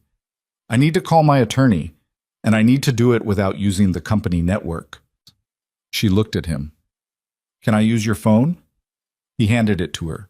She stepped toward the aft cabin for privacy, and he heard her voice, low and controlled, for the next 10 minutes, while he copied the hard drive onto every backup drive he had in his tool bag. He copied it 3 times on 3 different drives, and put 2 of them in his jacket pockets, and gave her the 3rd when she came back. "My attorney is contacting a federal securities fraud investigator she works with," Serena said. "There's a meeting tomorrow morning." She held the drive. "If what's on here is what it appears to be, the documented evidence of patent fraud and breach of fiduciary duty, this goes well beyond a civil dispute. What happens to Rhodes? That depends on how far it goes." She looked at the drive in her hand. "But I guess he's been aware this was a possibility, which means—" Her phone rang. She looked at the screen. Her expression changed. "It's my VP of operations," she said. "Hold on." She answered it. He watched her face while she listened. Whatever she was being told arrived in stages, each one shifting something in her expression. Not fear exactly, more like the specific alertness of someone watching a wall they'd been watching for a long time finally begin to fall. "When?" she said. And then, "Who called the meeting?" And then nothing, just listening, for almost a full minute. She hung up. She looked at the hard drive in her hand and then at Landon. "Rhodes moved this morning," she said, "while the storm was going. He called an emergency board session for tomorrow afternoon. He's presenting a resolution to remove me as CEO pending an internal audit." She paused. "The audit is based on allegations that I've been misusing company resources, personal projects, unauthorized use of company systems. He found out you accessed the patent logs." "He found out I accessed the patent logs." She looked at him with the particular expression of someone recalculating, at speed. "He's been watching me watch him, and he decided to move first." "Can he get the votes?" "He has 4 board members who've been aligned with the restructuring push. I have 3 I'm sure of. There are 2 who I thought were neutral." She was thinking out loud now, not performing certainty she didn't have. "If he's convinced the neutrals, he can call it." The storm worked at the hull, the cabin lights held. Outside, the sound was gray and enormous under the moving sky, and somewhere in a Bellevue office or a downtown conference room, a man who had spent years carefully building a position to take something that wasn't his was making phone calls. "There's a board vote tomorrow," Landon said, "and a federal investigator meeting tomorrow morning." "Yes." "And what's on this drive is what you'd need to stop the vote." "It's what I'd need to stop the vote." She looked at him steadily. "But I need to authenticate it. A hard drive isn't enough on its own. Rhodes will argue it was fabricated. I need the physical research files to corroborate the dates on the digital records. Chain of custody. Something that demonstrates this material was here, on this boat, protected and untouched, before I had any reason to fabricate it." Landon thought about the drawers of files in the forward cabin, the notebooks in the precise handwriting, the PI reports, dated and signed. "The physical files haven't been touched," he said. "We've worked around them for 6 weeks. My crew can testify to that. The yard has security cameras that have been running since she was hauled out." Something moved in her face. "That's actually—" She stopped. "That's actually good." "I know it's good. That's why I said it." She looked at him. There was something in that look that she didn't try to make into anything useful or professional. It was just there, the unguarded version of everything she normally kept carefully managed. "Landon?" "Yeah." "Thank you." She said it the way people say things when they mean more than the words, when the words are just the surface of something larger that they don't have the architecture to say directly. "Don't thank me yet," he said. "We still have a board vote tomorrow." "I know." She straightened. The unguarded thing went back where it lived. "I need to make calls. I need to talk to my 3 certain board members tonight before Rhodes gets to them in the morning. And I need to figure out how to get the physical files out of this boat without destroying the chain of custody. Your attorney can advise on the chain of custody. I can move the files under documented conditions, witness present, photographs, logged inventory." He paused. "But I want someone from your legal team here when we do it, in person, not on a phone." "I can have someone here by tonight." "Then we do it tonight, before the storm gets worse." He looked at the forward cabin. "Serena, there's something else on that drive." She had been reaching for her phone. She stopped. "What?" "Third folder down in the main directory. I saw it when I was copying. It's labeled Board Correspondence. I didn't open it, but I saw the file count." He looked at her. 37 files. Your grandfather had been documenting the board's response to his complaints for months." She looked at the laptop, then at him. 37. 37. She opened it. The first file was an email chain. The second was a letter on company letterhead. The third was a set of meeting minutes that had the word confidential across the top in red, dated 14 months before Victor Vale's death. She read. Landon did not read over her shoulder this time. He sat down across from her and let her read. She read for a long time. The storm moved over them and past them and came back. The bilge pump cycled twice. At some point, Landon went up on deck to check the dock lines and came back below dripping rain, and she was still reading, her face a careful blank that he knew by now meant she was holding something that cost her something. When she finally closed the laptop, she didn't speak for a moment. "They knew," she said. "The full board. Not just the 4 aligned with Rhodes, all of them. My grandfather told them everything he had, and they voted 7-2 to table the matter pending further review." She looked at the wall of the cabin. "And then they never reviewed it. They just waited for him to die." The wind outside was a low, continuous sound now, the storm having settled into itself. The Marguerite moved patiently against her lines. 2 voted against tabling it, Landon said. 2. Who? She named them. He didn't know the names, but he registered the way she said them, with the particular weight of people who had been right when it cost something to be right. "They're your 3 certain votes," he said. 2 of them are." She looked at the laptop. "The third one came on the board after my grandfather died. She has no reason to be loyal to his legacy. But she has every reason to want the person committing fraud removed." Serena looked at him. The corner of her mouth moved, not quite a smile. "You think in straight lines. I think in boat problems. The solution is usually the direct one that you've been avoiding because it seems too simple." She sat back. The tension in her shoulders was still there, but it had changed character. Less the tension of someone who doesn't know what's happening, and more the tension of someone who knows exactly what's happening and is preparing for it. I need to call Margaret Cho. She's the third vote. A pause. She's also the one Rhodes has been trying to cultivate for 2 months. Call her before he does. I was going to. She stood up, put the laptop under her arm, tucked the hard drive in her coat pocket. She looked around the cabin once, at the files in the forward drawers, the notebooks, the barometer Mia had found on her first visit, the physical evidence of a man who had tried and hadn't quite made it in time. He should have had more time, she said quietly. Not to Landon specifically, just to the air of the cabin. He ran out, Landon said, but he kept the records. He knew someone would come looking. She looked at him. He couldn't have known it would be me. He left it for someone who'd care. You cared. A beat. He knew you well enough to build the lock and the key. She held his gaze for a moment. Then she moved toward the companionway ladder, and he followed her up into the rain. On deck, the storm was something physical. Wind that pushed at them as they crossed to the dock, the rain coming hard and cold and horizontal. He helped her off the boarding ramp, and they stood for a moment on the dock with the weather moving around them. She turned. She was close enough that he could see the rain on her face and the steadiness in her eyes and whatever she was carrying and refusing to put down. Tomorrow might not go well, she said. It might not. Even with everything on that drive. I know. She looked at him for a moment longer than necessary. Then she said, Don't let Mia wait in that truck too much longer. She'll start reorganizing your glove compartment. He almost laughed. She already organized my entire tool bag last Thursday. Good. She turned and walked up the dock into the rain, her coat dark with water, her hand in her pocket around the hard drive that held everything. He watched her until she reached the gate. Then he turned back to the Marguerite, checked the dock lines one final time, the bow line, the stern line, the 2 spring lines he'd added that morning, and stood for a moment on the dock with the storm moving around him. The boat held, the lines held, everything was still where it needed to be.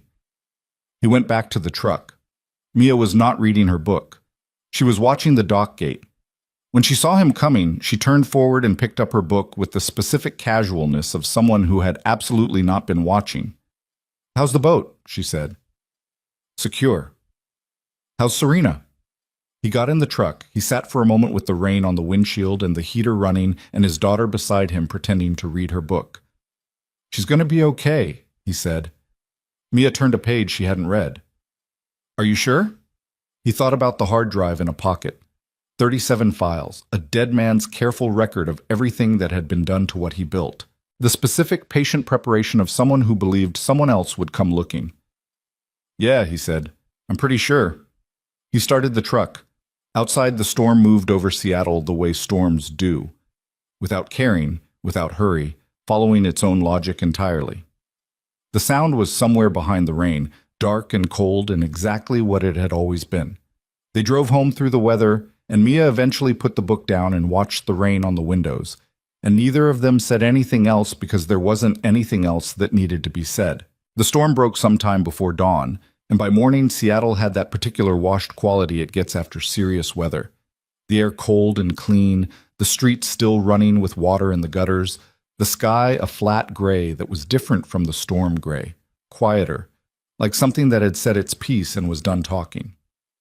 Landon was already at his attorney's office by 7:15. Not his attorney, Serena's attorney, a woman named Patricia Owens who ran a 3-person firm out of a narrow building in Pioneer Square and who had, in Landon's estimate, more controlled fury packed into a 5'2" frame than anyone he'd encountered. She'd been up since 4. The conference table was covered in printed documents, hard copies of everything from the drive, organized in a way that suggested she'd developed her own system and wasn't interested in discussing it.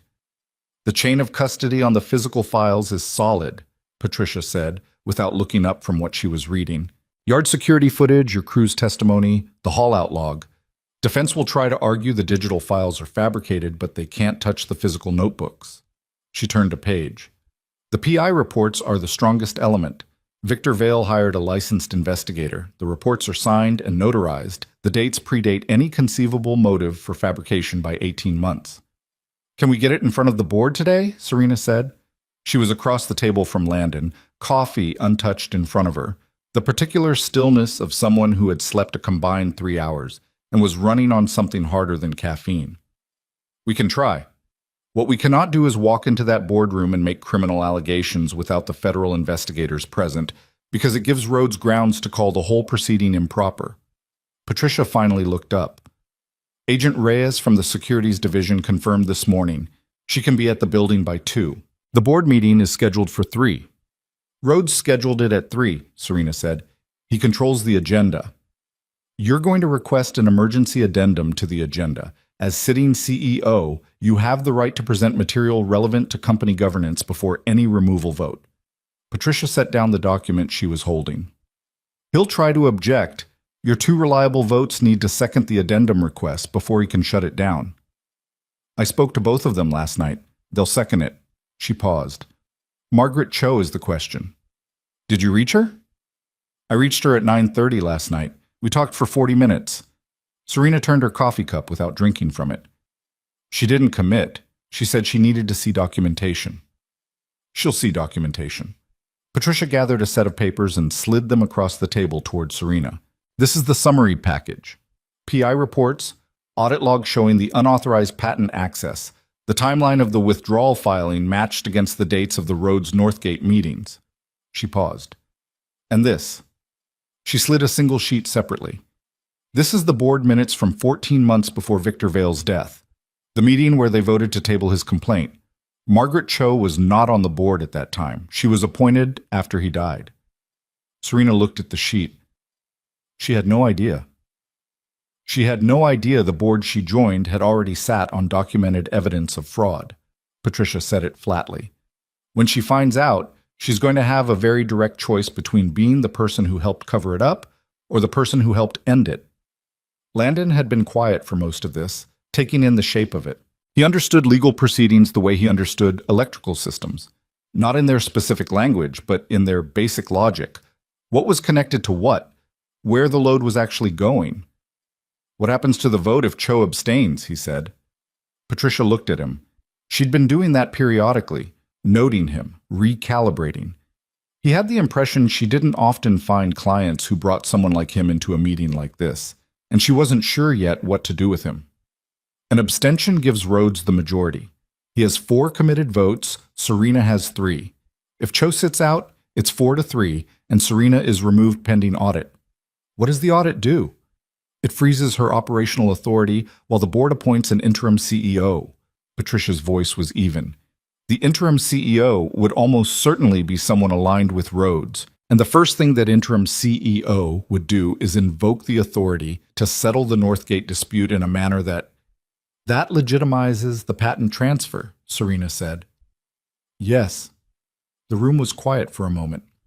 Outside, a car went by on the wet street, its tires loud against the standing water. The conference table held its document landscape. Landon looked at Serena, and she was looking at the table with an expression he recognized, the expression of someone doing arithmetic in their head that keeps coming out wrong. There's one more thing, Serena said. She reached into her bag and produced a folder he hadn't seen before. I found it at 2 a.m, in the board correspondence folder on the drive. She opened it.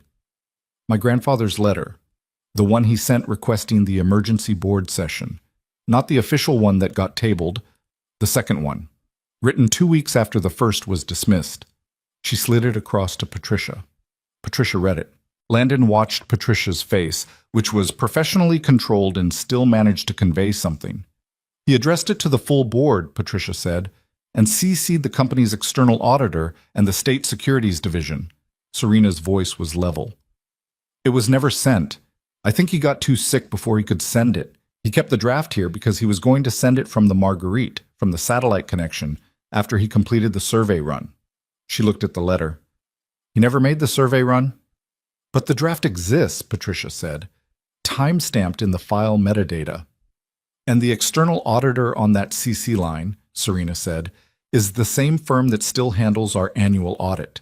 which means they have a duty to report obligation if they're presented with evidence that a reportable event occurred that they should have been informed of. Patricia sat back in her chair. She looked at Serena with the expression of someone reassessing something they thought they'd fully assessed. You've been working toward this argument all night. Since about 1 in the morning, Serena finally picked up her coffee, found it cold, set it down again. I kept thinking about what Landon said on the boat. The direct solution you've been avoiding because it seems too simple. She glanced at him. The external auditor changes everything. Rhodes can argue the board vote is legitimate corporate governance. He can't argue away a duty to report obligation that his own fraud triggered. It puts the auditors in the room, Landon said. It puts the auditors in the room, Patricia confirmed, voluntarily or otherwise. She was already reaching for her phone. I need to make 3 calls, starting with the auditing firm. She stood. Give me 45 minutes. Don't go anywhere. Don't call anyone you haven't already called. She looked at Landon specifically. That includes you. She went into the next room and closed the door. Serena and Landon were left alone at the conference table with the document landscape and the cold coffee and the gray Seattle morning pressing against the windows. You look like you need sleep, he said. I need this to be over. She rubbed her eyes with the heel of her hand, a gesture so unguarded it almost felt private. Do you know what the worst part of the last 2 years has been? It wasn't the board politics, it wasn't the investor pressure. It was walking into that building every morning knowing something was wrong and not being able to name it. Feeling like the walls were tilting and being told by everyone around me that the building was fine. Your grandfather felt that too. He did, and he was right, and they ran the clock out on him. She dropped her hand. I keep thinking, if he'd had 1 more month, if the diagnosis had come 6 months later, if someone had been paying attention to what was happening to the Marguerite while he was sick. She looked at the window. He did everything right, and it still wasn't enough. He kept the files. That was enough. It just took longer than he expected for someone to find them. She was quiet for a moment. You found them. You hired me to fix his boat. He looked at her. He built the lock. You held the key. You just needed someone to get the door open. She looked at him with the unguarded thing again, the one that lived underneath all the competence and the controlled presentation and the 4 years of hard decisions. I don't know what I would have done if you hadn't been at that gala. Grab someone else's tray, he said. She almost laughed. Almost. The almost laugh was still one of his favorite things about her, and he was aware this was probably important information about himself. When this is over, she said, I'm going to need about 3 days where nobody needs anything from me. Mia and I know a place on the coast. Nothing there except a gas station and a view of the water. She looked at him. Is that an invitation? Depends how today goes. And if it goes well? Then, yeah, he said. It's an invitation. She looked at the window again. The morning light was changing, the flat gray giving way to something thinner and colder. Okay, she said quietly. Not a performance, not a negotiation. Just a word that meant yes. Months. Patricia came back in 38 minutes, which was faster than she'd estimated, which in Landon's experience meant either very good news or the kind of very bad news that resolved itself quickly. He read her face when she came in the door and downgraded to cautiously good. The auditing firm's managing partner, Patricia said, sitting down, has been carrying this for 18 months. He received an anonymous tip, which we now know was probably from your grandfather's PI, covering his tracks, about irregularities in the patent filing process. He opened an internal review, closed it without finding anything actionable because he didn't have the underlying documentation. She looked at Serena. He has been waiting for someone to give him grounds to reopen it. Serena let out a breath. One careful breath.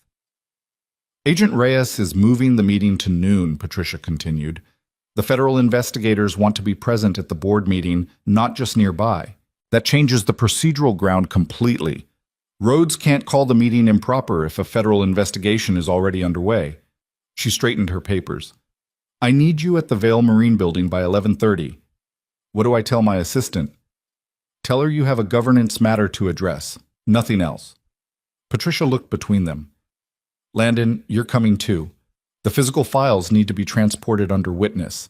You're the primary witness to the chain of custody. He'd expected this.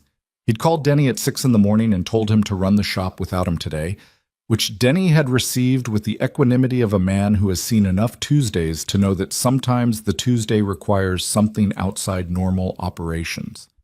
He'd also, before leaving home, sat on the edge of Mia's bed while she was eating breakfast and told her he might be late tonight. How late? She'd said. Don't know yet. She'd looked at him with the evaluating expression. Is Serena going to be okay? That's the plan. Okay? She'd gone back to her cereal. Tell her I said good luck. He'd told her. The Vail Marine Technologies building was on the waterfront, which struck Landon as appropriate. A glass and steel structure that faced the sound directly, 12 stories of maritime technology company with its history visible in the view from every office window. He'd driven past it 100 times.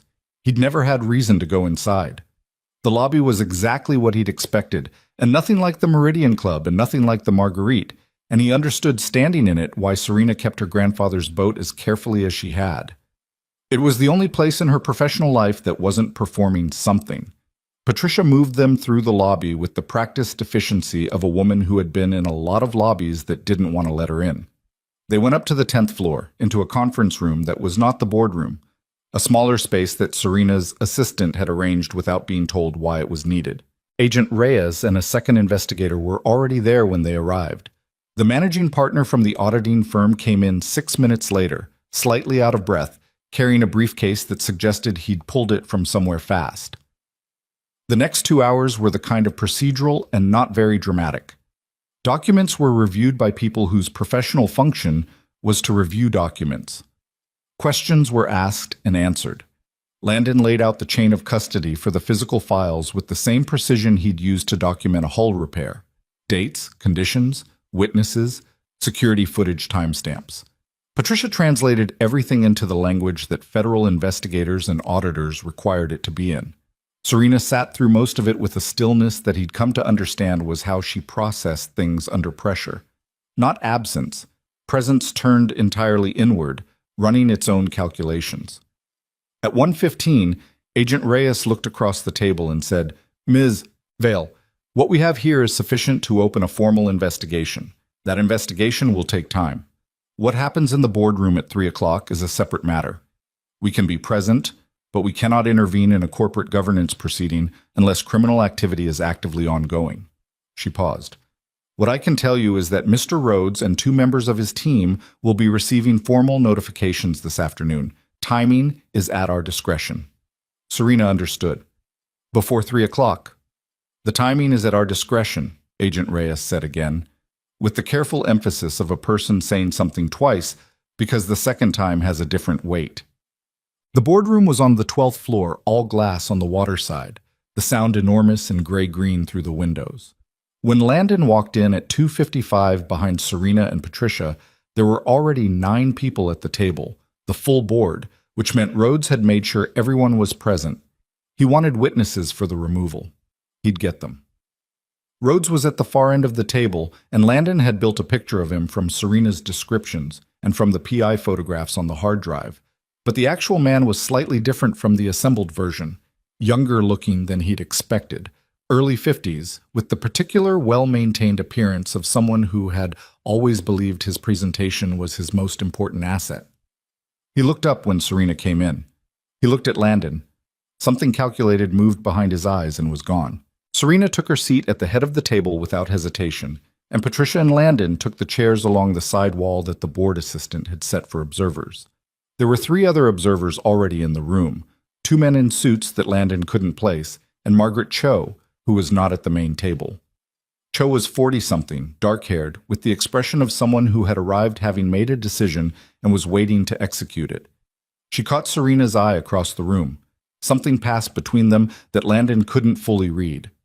Gerald Marsh, the silver-haired investor from the gala, who apparently had gotten closer to the board than Serena had mentioned, was at the far right of the table and had the appearance of someone who'd known this meeting was coming for weeks. He probably had. Rhodes called the meeting to order. He was smooth about it, the right procedural language, the right tone, the careful confidence of someone who has done the math and believes he knows the outcome. He outlined the motion, a vote to remove Serena Vale as CEO of Vale Marine Technologies, pending an internal audit into misuse of company resources and systems. Serena requested the floor for a governance addendum before the vote. Rhodes objected. One of his 4 board allies seconded the objection. The room held its breath. Margaret Cho said clearly from her seat along the wall, "I move to allow the addendum." The 2 board members Serena had spoken to last night seconded it before Rhodes could reformulate his objection.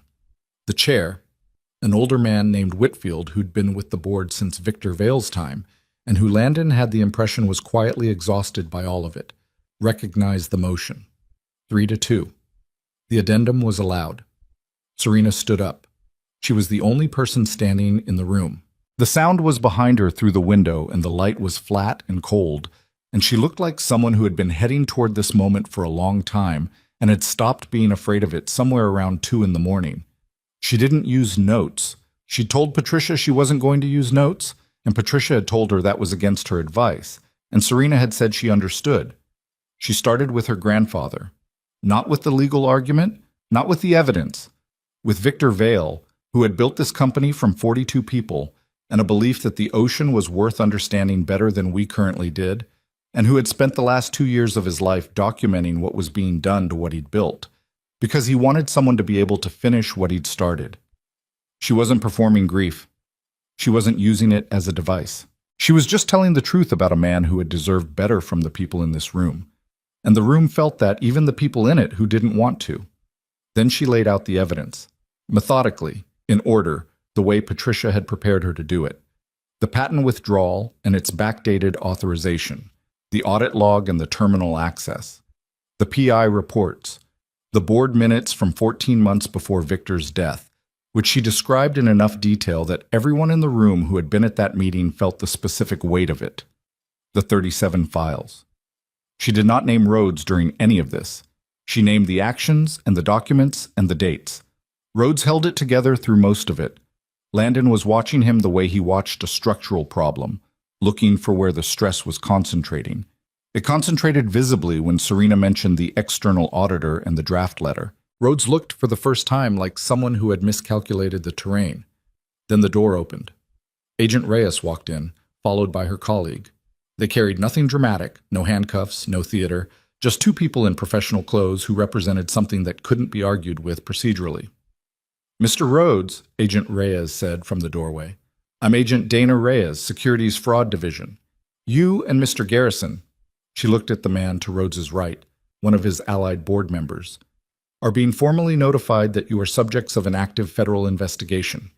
I'd ask that you both remain available to speak with us following this meeting." The room was completely still.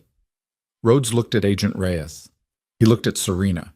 He looked at Landon, which was interesting because Landon was nobody in this room in any formal sense, just a man sitting in a chair along the side wall who fixed old boats for a living. Whatever Rhodes saw when he looked at him, his face didn't give anything back. He said to his attorney, who materialized from somewhere near the door, "Don't say anything." Then he sat back in his chair and became very still and very quiet and stayed that way.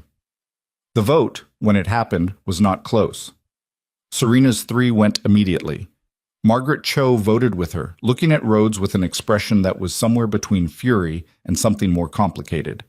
Whitfield, the chair, voted with Serena, and then 2 of Rhodes's other allies looked at each other and at Agent Reyes standing in the doorway, and voted with Serena as well. 6-2. The motion to remove failed. Whitfield adjourned the meeting with the brisk efficiency of a man who wanted to be somewhere else and understood he was going to be answering questions for the next several weeks, regardless. The hallway outside the boardroom was not a place for celebration, which was fine because nobody felt like celebrating. Serena stood in the hallway with Patricia, and she looked more tired than Landon had ever seen her. The specific exhaustion that comes after something you've been bracing for is finally over and your body suddenly has nowhere to put all the tension it's been holding. Margaret Cho came out and stopped in front of Serena. She was quiet for a moment. "I want you to know," she said, that I had no knowledge of the 2019 board action. I know, Serena said. If I had... I know, Serena said again. Something in her voice closed the sentence gently. Thank you for today. Cho nodded. She looked like she had more to say and decided it could wait. She walked toward the elevator. Landon was leaning against the hallway wall, out of the way of the post-meeting dispersal. Patricia was on her phone already, which would probably continue for the foreseeable future. Serena came to stand beside him. 6-2, she said. Yeah. Whitfield, she said. I didn't expect Whitfield. He's been there since your grandfather. He was waiting for someone to give him permission to do the right thing. She looked at the window at the end of the hallway. The sound was visible from here, too. It was visible from most of the building, which was clearly intentional, a man keeping what mattered in his eye line at all times. He would have liked seeing this room today, she said. Yeah, Landon said. I think he would have. She leaned against the wall beside him.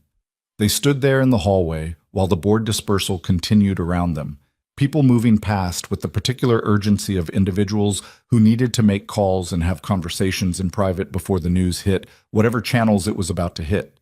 Rhodes had been escorted to a separate room by Agent Reyes and his attorney, and the door was closed. That gas station on the coast, Serena said after a while. What about it? Is the view actually good, or is that the kind of thing people say about places because they feel obligated?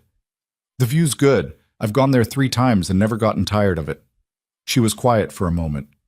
When can we go? He thought about it. About the Marguerite, which still needed another 6 to 8 weeks of work to be fully operational. About Denny and Daniel and Kira, who would have questions about today that he'd have to answer carefully. About Mia, who was at school right now, probably half concentrating on whatever her class was doing and half thinking about the depth chart on her wall. Weekend after next, he said, if everything holds. If everything holds, she agreed. She was still leaning against the wall. So was he. Their shoulders were almost touching. Neither of them moved away. Landon, she said. Yeah. That joke you made at the gala. She looked at him sideways. About whoever stayed by my side being lucky. I remember. You laughed. She said it without accusation, just fact. I know. Are you still laughing? He thought about the dock in the morning storm, the hard drive in his jacket pocket, the borrowed tray in his hand at a party where he didn't belong, the Marguerite waiting in the yard for the next piece of her restoration, patient as the water she was built for. No, he said. I'm not laughing. She looked at the window. The sound was there, the way it always was. Patient and indifferent and real, and he'd come to believe genuinely the most honest thing about this city. Good, she said. The months after the boardroom did not unfold cleanly. That was the first thing Landon learned about the aftermath of something like this. You expect it to resolve the way a storm resolves, dramatically and then completely, the sky clearing all at once. What actually happened was more like the way a boat dries out after serious water damage, slowly, in layers, some sections faster than others, and you keep finding wet spots you thought were dry. Carter Rhodes and his colleague Garrison were formally charged 6 weeks after the board meeting. The charges were securities fraud, breach of fiduciary duty, and conspiracy to misappropriate intellectual property, the last charge carrying the most weight because the evidence from the Marguerite's hard drive was time-stamped, authenticated, and corroborated by the PI reports in ways that made the defense's position genuinely difficult. Landon read about it in the morning news the same way he read about weather systems, with professional attention and a certain distance, the knowledge that this particular storm had already passed over him, and what he was reading now was the cleanup. Northgate Marine Systems settled out of court in March. The settlement terms were sealed, but Patricia Owens told Serena in a phone call that Landon was present for that the number was large enough to fund the entire research division for 3 years. The patent filings were restored in Vail Marine's name, with the external auditor's firm handling the documentation, which had the particular satisfaction of the right tool applied to the right problem. The Marguerite was fully restored and back in the water by February. 6 months of work instead of the 8 Landon had initially projected, which was the one part of this entire story that had come in ahead of schedule. He'd launched her on a gray February morning with Serena standing on the dock watching, and Denny beside him being professionally understated about what a piece of work the old girl had become. The teak was new on the forward section and matched almost perfectly to the surviving original aft. Not perfectly, because nothing ever matched perfectly when you were mixing old wood with new, but close enough that you had to know where to look. The hull was solid, the keel bolts were the correct grade, and torqued to spec, and would outlast everyone in the vicinity. The electrical system was clean and properly run for the first time in probably 15 years. The Volvo diesel had turned out to be savable, which Landon had been skeptical about and Denny had been right about, which Denny had mentioned twice. When Serena stepped aboard for the first time since they'd hauled her out, she'd gone below decks alone and stayed there for about 10 minutes. Nobody had made any move to follow her or comment on it. She'd come back up with the expression of someone who had set something down that they'd been carrying a long time. Not empty, lighter. The specific quality of grief that has been properly honored and can now, without dishonoring anything, begin to recede. "She's good," Serena had said, which covered everything she meant and more than she had words for, and Landon had said, "Yeah, she is," and they'd left it there. That weekend, they'd taken her out for the first time. Just the four of them. Landon, Serena, Mia, and Denny, who had declared himself essential on the basis that someone needed to watch the engine on a maiden run, and he was the person who knew where all the work was. The sound had been cold and silver under a February sky, the kind of day that was all gray and water, and the particular pleasure of being somewhere that doesn't care about your problems. Mia had stationed herself at the bow with both hands on the rail and her face into the wind with the specific ecstasy of a child encountering something she's been waiting for without knowing she was waiting for it. Denny, in the cockpit, watching Mia at the bow, had said to nobody in particular, "That's a good kid." Serena, standing beside Landon at the helm, had said quietly, "She really is." And Landon had not said anything at all, because the moment didn't need anything added to it. The coast trip happened in late February, a Saturday and Sunday. The gas station and a view of the water place south of Aberdeen that Landon had been going to for years. They drove out in his truck, Mia between them arguing gently about which radio station, until all three of them ended up listening to a news program nobody had chosen because they'd been too busy arguing to notice the channel had changed. Mia fell asleep somewhere past Olympia with her head against the window and the depth chart from the Marguerite folded in her jacket pocket because she carried it everywhere now, the way kids carry the objects they've decided matter. The cabin they rented was nothing. 2 rooms, a kitchenette, a deck facing the ocean with 2 plastic chairs that had been there since approximately the previous decade. The gas station across the highway sold decent coffee and bad sandwiches, which they bought and ate on the deck anyway, because the view made everything taste better than it was. The Pacific was different from the Sound. Bigger, louder, less interested in being beautiful, and more interested in simply being large. They sat on the deck in their coats and watched the water and didn't talk much, which had become something they were both good at, the specific ease of people who have stopped needing noise to fill the space between them. Mia found a tide pool the next morning and spent 2 hours crouched over it with the focused intensity of a scientist, calling them over periodically to look at a hermit crab, or a sea anemone with the evangelical urgency of someone who has discovered something and cannot believe other people are not as excited about it as they should be. Driving home Sunday afternoon, Mia asleep again in the back seat now that she'd negotiated more space, Serena looked out at the highway and said, "I want to do that survey run. The one your grandfather was planning. The one he never made." She looked at the passing landscape. "The research is all there. The equipment he was developing, we can build it. The team in the research division has been going through his notes for 2 months, and they're genuinely excited about it. His instincts were right." A pause.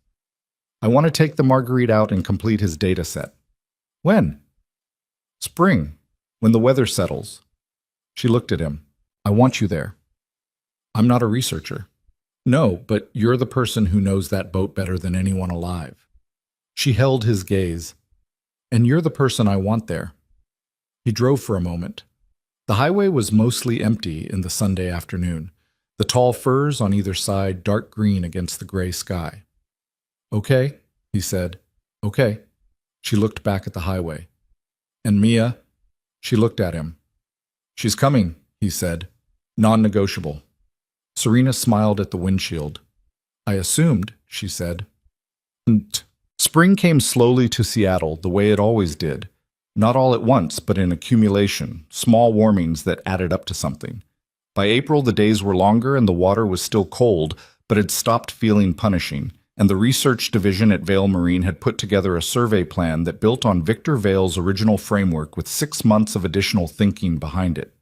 The technology they were developing, the passive acoustic survey system he'd designed from first principles, was, as it turned out, genuinely extraordinary. The kind of thing that got people in the industry paying attention. There had been a piece in a maritime technology journal in March, a conference presentation in April, 2 inquiries from research institutions about potential collaboration. None of which Serena talked about much, because she'd learned from her grandfather that the best way to protect something is to build it before you announce it. Landon had other things to think about. The shop had changed. The Marguerite project had generated, through some combination of the work itself and the company it had kept, 3 new contracts in the first quarter of the year. Not large, but steadier than anything he'd had in 2 years. And one of them was for a wooden-hulled research vessel belonging to a university environmental program, which was the kind of work he was good at and had stopped expecting to find. He hired a 5th person, a young woman named Rosa, who'd trained as a marine carpenter and was better at composite work than either Daniel or Kira, and knew it in a way that was more useful than aggravating. The overdraft line hadn't been touched since December. Denny, who kept his own counsel about most things, told him one morning in March, while they were both working on the university boat, "You look different." "Different how?" Landon said, without stopping what he was doing. "Less like someone trying to outrun something," Denny said, and went back to work. Landon didn't say anything to that. He thought about it for a few days before he decided Denny was right, and then he thought about what had changed, and the thinking wasn't complicated. Some things just needed to be named honestly. The survey run happened in late April, a Thursday through Sunday when the weather window opened cleanly enough to make it possible. Mia's teacher had been understanding about a 3-day school absence when presented with the argument that her student was participating in a real marine research expedition, which was educational by definition. Mia had prepared for this by making a list of questions she intended to answer during the trip, which included things like, how do the fish know where to go, and what does quiet sound like underwater, and is the data collection automatic or does someone have to listen, all of which were better questions than Landon had expected, and 2 of which the research team lead had told Mia with genuine surprise were questions they were actively working on. They went out through the Sound and south, to the deep water survey area that Victor Vail had identified in his notebooks as the primary study location. The Marguerite ran well, not perfectly, because nothing runs perfectly, and the Volvo diesel had an opinion about sustained high RPMs that they accommodated by running slower than optimal, but well enough, solidly, the way something sounds when it's been properly fixed by people who cared about getting it right. The research team was 4 people plus Serena, which meant the boat was full in a way that required everyone to be comfortable with proximity, which they mostly were after the first day. Mia became attached, within approximately 4 hours of departure, to the team's acoustic engineer, a quiet man named Torres, who had the kind of patience with a curious 8-year-old that suggested either he had children himself or he'd simply decided she was more interesting than most adults, both of which turned out to be true. On the second day, out on the water in the late afternoon with the survey equipment running and the boat holding position in a light chop, Landon stood at the helm and watched his daughter learn how to read an acoustic data display from Torres, who was explaining it in terms she could follow, and Serena came to stand beside him. They'd been doing this more easily lately, standing near each other, moving in the same direction without discussing it first, the comfortable navigation of 2 people who have stopped having to think about whether there's room. It had happened gradually, the way most real things happen. Not a moment, not a declaration. Just accumulation. He would have loved this, Serena said. She was looking at the water, at the survey equipment, at the data coming in on the displays below. He spent 4 years designing a system so he could see what was down there. He never got to use it. He's using it now, Landon said. She looked at him. Through the people he built it for. He held her gaze. Through you. That's not nothing. She looked back at the water. The light was changing in the late afternoon, going gold along the surface. The way the sound went gold in spring when the sun hit it at the right angle and everything went briefly beautiful without asking for attention. "I've been thinking about the harbor," she said. "Shill's Hole?" "The wider area. The community around it. Fisherman's Terminal, the working yards, the small operators." She paused. "When my grandfather started, he was one of those. Small operation, specific knowledge, working out of a rented slip because that was what he could afford." She looked at the water. "There are 40 or 50 operations like that around the harbor right now that are exactly where he was 40 years ago and have no pathway forward, no access to the kind of technology or collaboration that could change what they can do." He was quiet, listening. "I want to build something for them," she said. "A center, not a corporate facility.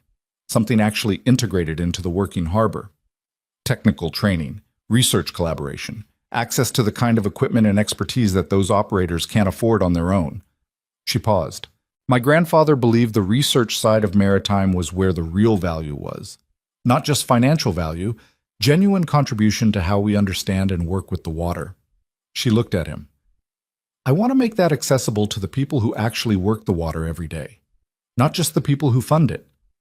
He thought about Denny at 64 with nowhere else to go, about the fishing company that had sold its fleet and walked away, the anchor client that had left a hole in his business that had taken 2 years to fill, about the specific kind of knowledge that gets built over 30 years at a working dock and has no formal credential attached to it and gets lost when the people who carry it can't make the economics work anymore.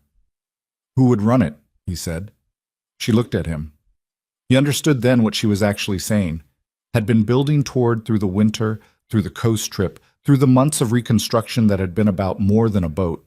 "Serena, you know old vessels and what they're capable of better than anyone I've met who doesn't have 3 advanced degrees." She said it simply. "You know the working harbor the way my grandfather knew the water, from the inside, not as an investor, not as a researcher, as someone who has actually been there in the hard seasons." A beat. "And you're honest even when it's inconvenient, which is the quality I have found rarest and most necessary in every person I've tried to work with." He looked at the water for a moment. He thought about the shop, about his crew, who were good people doing work they were good at, about the overdraft line that hadn't been touched in 4 months, which was progress, real progress, but which did not change the fundamental arithmetic of a small operation in an industry that was slowly consolidating around him. He thought about what Denny had said, less like someone trying to outrun something. "What would it look like?" he said. "A partnership. Vale Marine funds the facility and the program infrastructure. You direct the marine operations side, some vessel maintenance training, working harbor integration, technical apprenticeships." She paused. "Your shop would anchor the maintenance program. Your crew would come with you. Denny could teach if he wanted, or just do the work, or both." "You've been planning this since before the coast trip." "Since February, honestly." She looked at the water. "I wanted to see if you'd still be interested after you'd had time to think about everything that happened, after things settled." A pause. "I wasn't going to ask you when you were in the middle of it." He appreciated that more than he knew how to say. She'd given him the months of ordinary life, the new contracts, the business finding its footing before presenting an alternative. Not manipulating him with urgency. Waiting. "I need to talk to my crew," he said. "Of course. And I need to think about it." "I know. Denny's going to have approximately 40 opinions. I'd be worried if he didn't." She looked at him. "Take whatever time you need." He nodded. They stood at the helm together in the late afternoon light with the sound all around them, and the survey equipment running below, and Mia's voice coming from the stern, asking Torres whether the fish could hear the boat or whether the acoustic sensors were too quiet for that. "Theoretically quiet," Torres was saying. "In practice, fish are opinionated about boats no matter what." Mia wrote something in the small notebook she'd started carrying. "I'm going to put that in my report," she said. "You're writing a report?" Torres said. "For school. My teacher said if I was going to miss 3 days for a boat trip, it had better be educational." "What's your conclusion so far?" Mia looked up from the notebook. She looked at the water, at the equipment, at the boat around her, and then back at Torres with the expression of someone whose conclusion had been formed before the question was asked. That the ocean is way bigger than anyone tells you it is, she said, and most of what's in it we don't know about yet. Which is kind of scary, but also kind of the most interesting thing I've ever heard. Torres looked at her for a moment. Then he said, "That's genuinely a good conclusion." Serena was smiling at the display panel in front of her, looking at the data coming in from 40 meters below the surface. The smile was quiet and private and not for anyone, which was the kind of smile Landon trusted most in people. He talked to Denny first on a Tuesday morning in May with the shop quiet around them and coffee going cold on the workbench the way it always did. He laid out what Serena had proposed in the same direct way she'd laid it out to him, without softening it or preloading it with his own opinion. Denny listened. He had the gift of complete stillness when he was actually paying attention, which distinguished him from most people who only looked still while they were waiting to respond. When Landon finished, Denny picked up his coffee, looked at it, set it down again. "What's the question?" Denny said. "What do you mean? You're presenting this like there's something you're not sure about, so what's the question?" Landon looked at the workbench. "Whether it changes things." "What things?" "Between me and Serena. If I work for her, with her, whether it changes what this is." Denny was quiet for a moment. Outside, a truck was backing into the terminal, its warning signal the only sound. "The question isn't whether it changes things," Denny said. "Things always change. The question is whether the change goes in the direction of more or less of what matters." He picked up a fitting he'd been working on and turned it in his hands. "You've been running from the idea that something good could stick for 4 years. Since before I met you, probably." He set the fitting down. "This is what good sticking looks like. It's uncomfortable because you're not used to it." Landon was quiet for a moment. "When did you become a therapist?" "I've always been a therapist," Denny said. "You've just been too busy to notice." He picked up his coffee again. "Tell her yes. Tell your crew. Call me when there's a start date." He told Serena yes on a Wednesday evening, on the phone, standing in his kitchen while Mia was doing homework at the table. He said it without preamble, which she'd come to expect from him and appreciate. "Okay," she said. The word carried everything it had carried the first time she'd said it to him, back in the hallway of the Vale Marine building with the sound outside the window. Both of them equally committed, equally uncertain, equally willing. "One condition," he said. "What?" "Denny gets a title. He won't ask for one, but he should have one. He's been carrying that shop on his back since before I hired him and acting like it's just a regular job." A pause. "What title do you want him to have?" "Senior Marine Restoration Specialist, or something that says to anyone who looks at a door with his name on it that this is a person who knows what he's doing." "Done," she said without hesitation. He heard her smile in the word and didn't say anything about it. "Landon." "Yeah." "I'm glad you said yes." "I know," he said. "Me too." The center opened in September, which was faster than anyone had projected and was mostly a testament to what happens when you apply the right resources to a problem that people have been wanting solved for a long time. They called it the Vale Harbor Innovation Center, which was Serena's instinct, keeping her grandfather's name on the building but pointing it outward, toward the harbor community it was meant to serve, rather than inward toward the company that funded it. Denny's name was on a door. He never mentioned it, but Landon came in one morning to find him standing in the hallway, looking at the door with the expression of a man doing something private that he didn't intend to share. And Landon walked past without saying anything, which was the right thing to do. The first apprenticeship cohort was 12 people.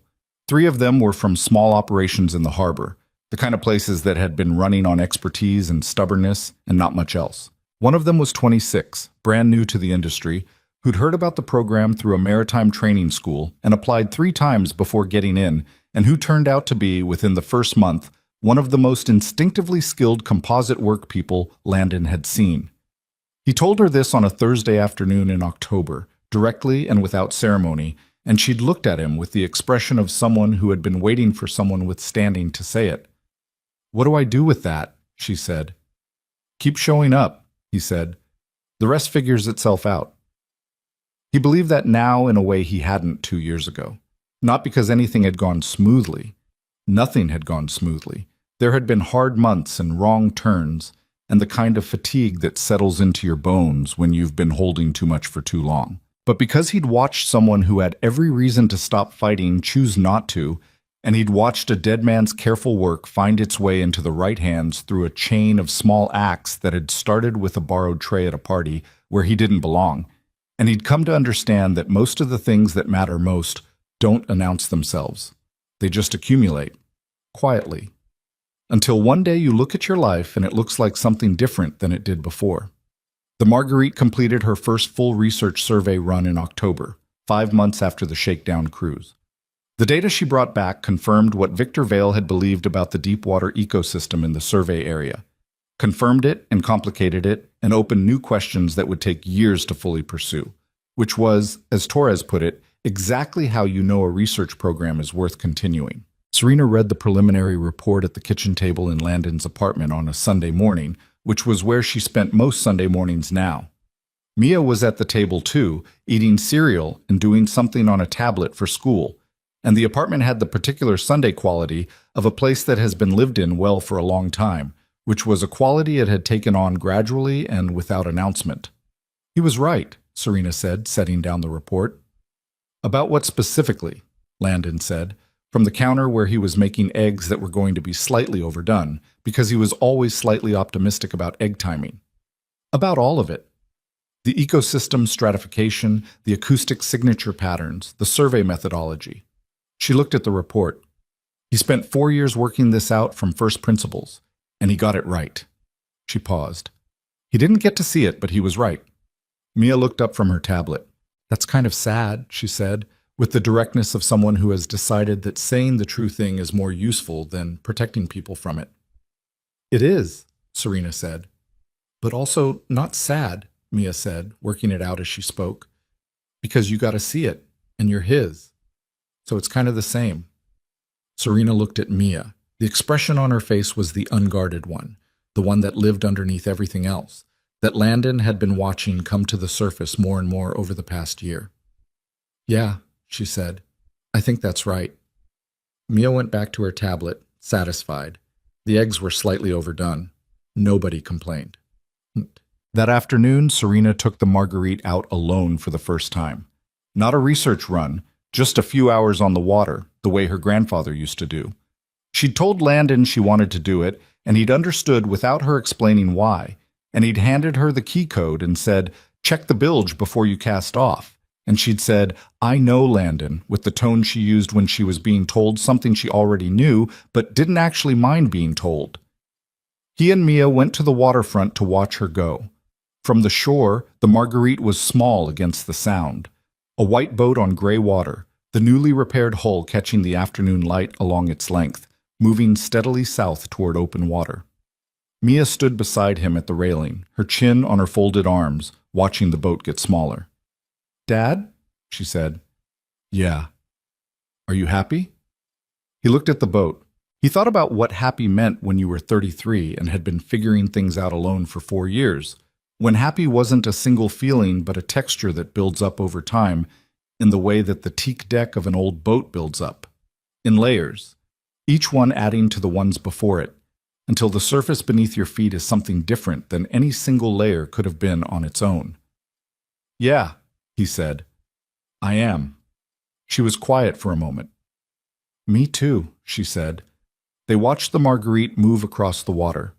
The light was going gold now, the late afternoon light that turned the sound into something that looked painted and was just the world being honestly itself. The boat was small in the distance and getting smaller and still entirely visible, white against gray, moving with the kind of steadiness that comes from being properly built and honestly repaired. So, Mia said, are you both finally going to stop pretending? He looked down at her. She was still looking at the boat, not at him, with the expression of someone asking a question they already know the answer to. What makes you think we've been pretending? He said. She gave him the look, the tolerant, slightly disappointed look she'd had since she was 5. Dad? He looked back at the water. No, he said. I think we're done pretending. She put her head on his arm, which she did sometimes, less often than she used to because she was 8 and growing into someone with her own strong opinions about her own independence, but sometimes still. He put his arm around her shoulders.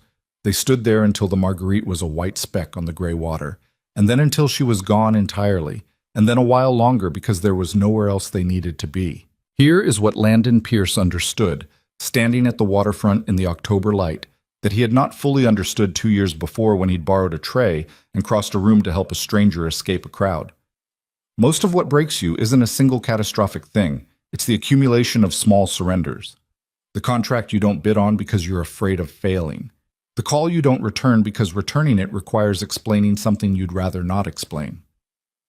The version of yourself you slowly stop believing in, not because you decided to stop, but because deciding takes energy you don't have after the daily work of surviving. And most of what saves you is the same kind of accumulation going the other direction. A person who asks genuine questions and listens to the answers. A boat that needs someone who cares enough to get it right.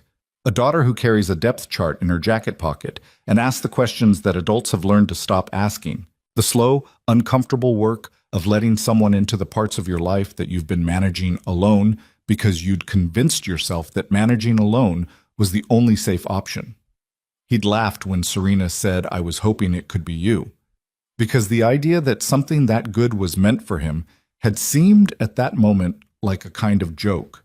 The universe having a laugh at the expense of a man with an overdraft problem and a borrowed jacket. He understood now that the laugh was on the smaller version of himself, the one who had decided that surviving was the best he could reasonably expect. That man had been wrong. He'd been wrong about a lot of things, but he'd been most wrong about that. The Marguerite came back to the dock at 4:30, running steady on the Sound the way she was built to run. Serena brought her in well, not perfectly, because the Volvo diesel had its opinion about low-speed maneuvering and you had to account for it, but well with the confidence of someone learning a skill they intend to keep. Landon caught the bowline when she threw it. He tied it off. Serena stepped from the deck to the dock with the ease of someone who had been doing it her whole life, which she hadn't, but was getting there. She looked at him. Her hair was loose from the wind, and she had the expression of someone who had just come back from somewhere that did them good. "How was she?" he said. "Perfect," she said. Then, "Not perfect. She wants to pull starboard in following seas. We'll need to look at the trim." "Already on my list." She looked at the boat. "She's good, though." "She's good," he agreed. The afternoon was going cold. The dock lights had come on automatically, the way they did as the day receded, laying their long reflections across the dark water. "Mia's waiting at the terminal," he said. "She has opinions about where we're having dinner." "She always has opinions." "Yeah." They walked up the dock together, shoulder to shoulder, in the way of people who have stopped measuring the distance. Behind them, the Marguerite settled at her dock in the quiet water, the name on her stern facing the Sound, patient and permanent and still. The woman it was named for had been dead for 30 years. The man who'd named the boat for her was gone too. But the research was running, and the data was coming in, and the harbor was fuller than it had been, and somewhere in the accumulation of all of it, the restored teak and the correct keel bolts and the 37 files and the borrowed tray, and a joke at a gala that turned out not to be a joke at all. Something that had almost been lost was still here. Still here. Still running. Some things survive because they're protected. Some things survive because the right person comes along at the right moment and decides they're worth the work. Most things survive because of both.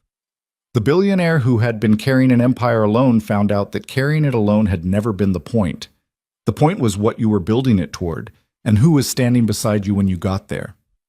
The single father who had decided that survival was the ceiling found out that the ceiling was a decision, not a fact, and that decisions, unlike facts, can be changed. The little girl who carried a depth chart in her pocket knew both of these things already. She'd known them since she was old enough to understand that the ocean is bigger than anyone tells you, and most of what's in it we don't know about yet. Which is not scary. It's just where the work begins.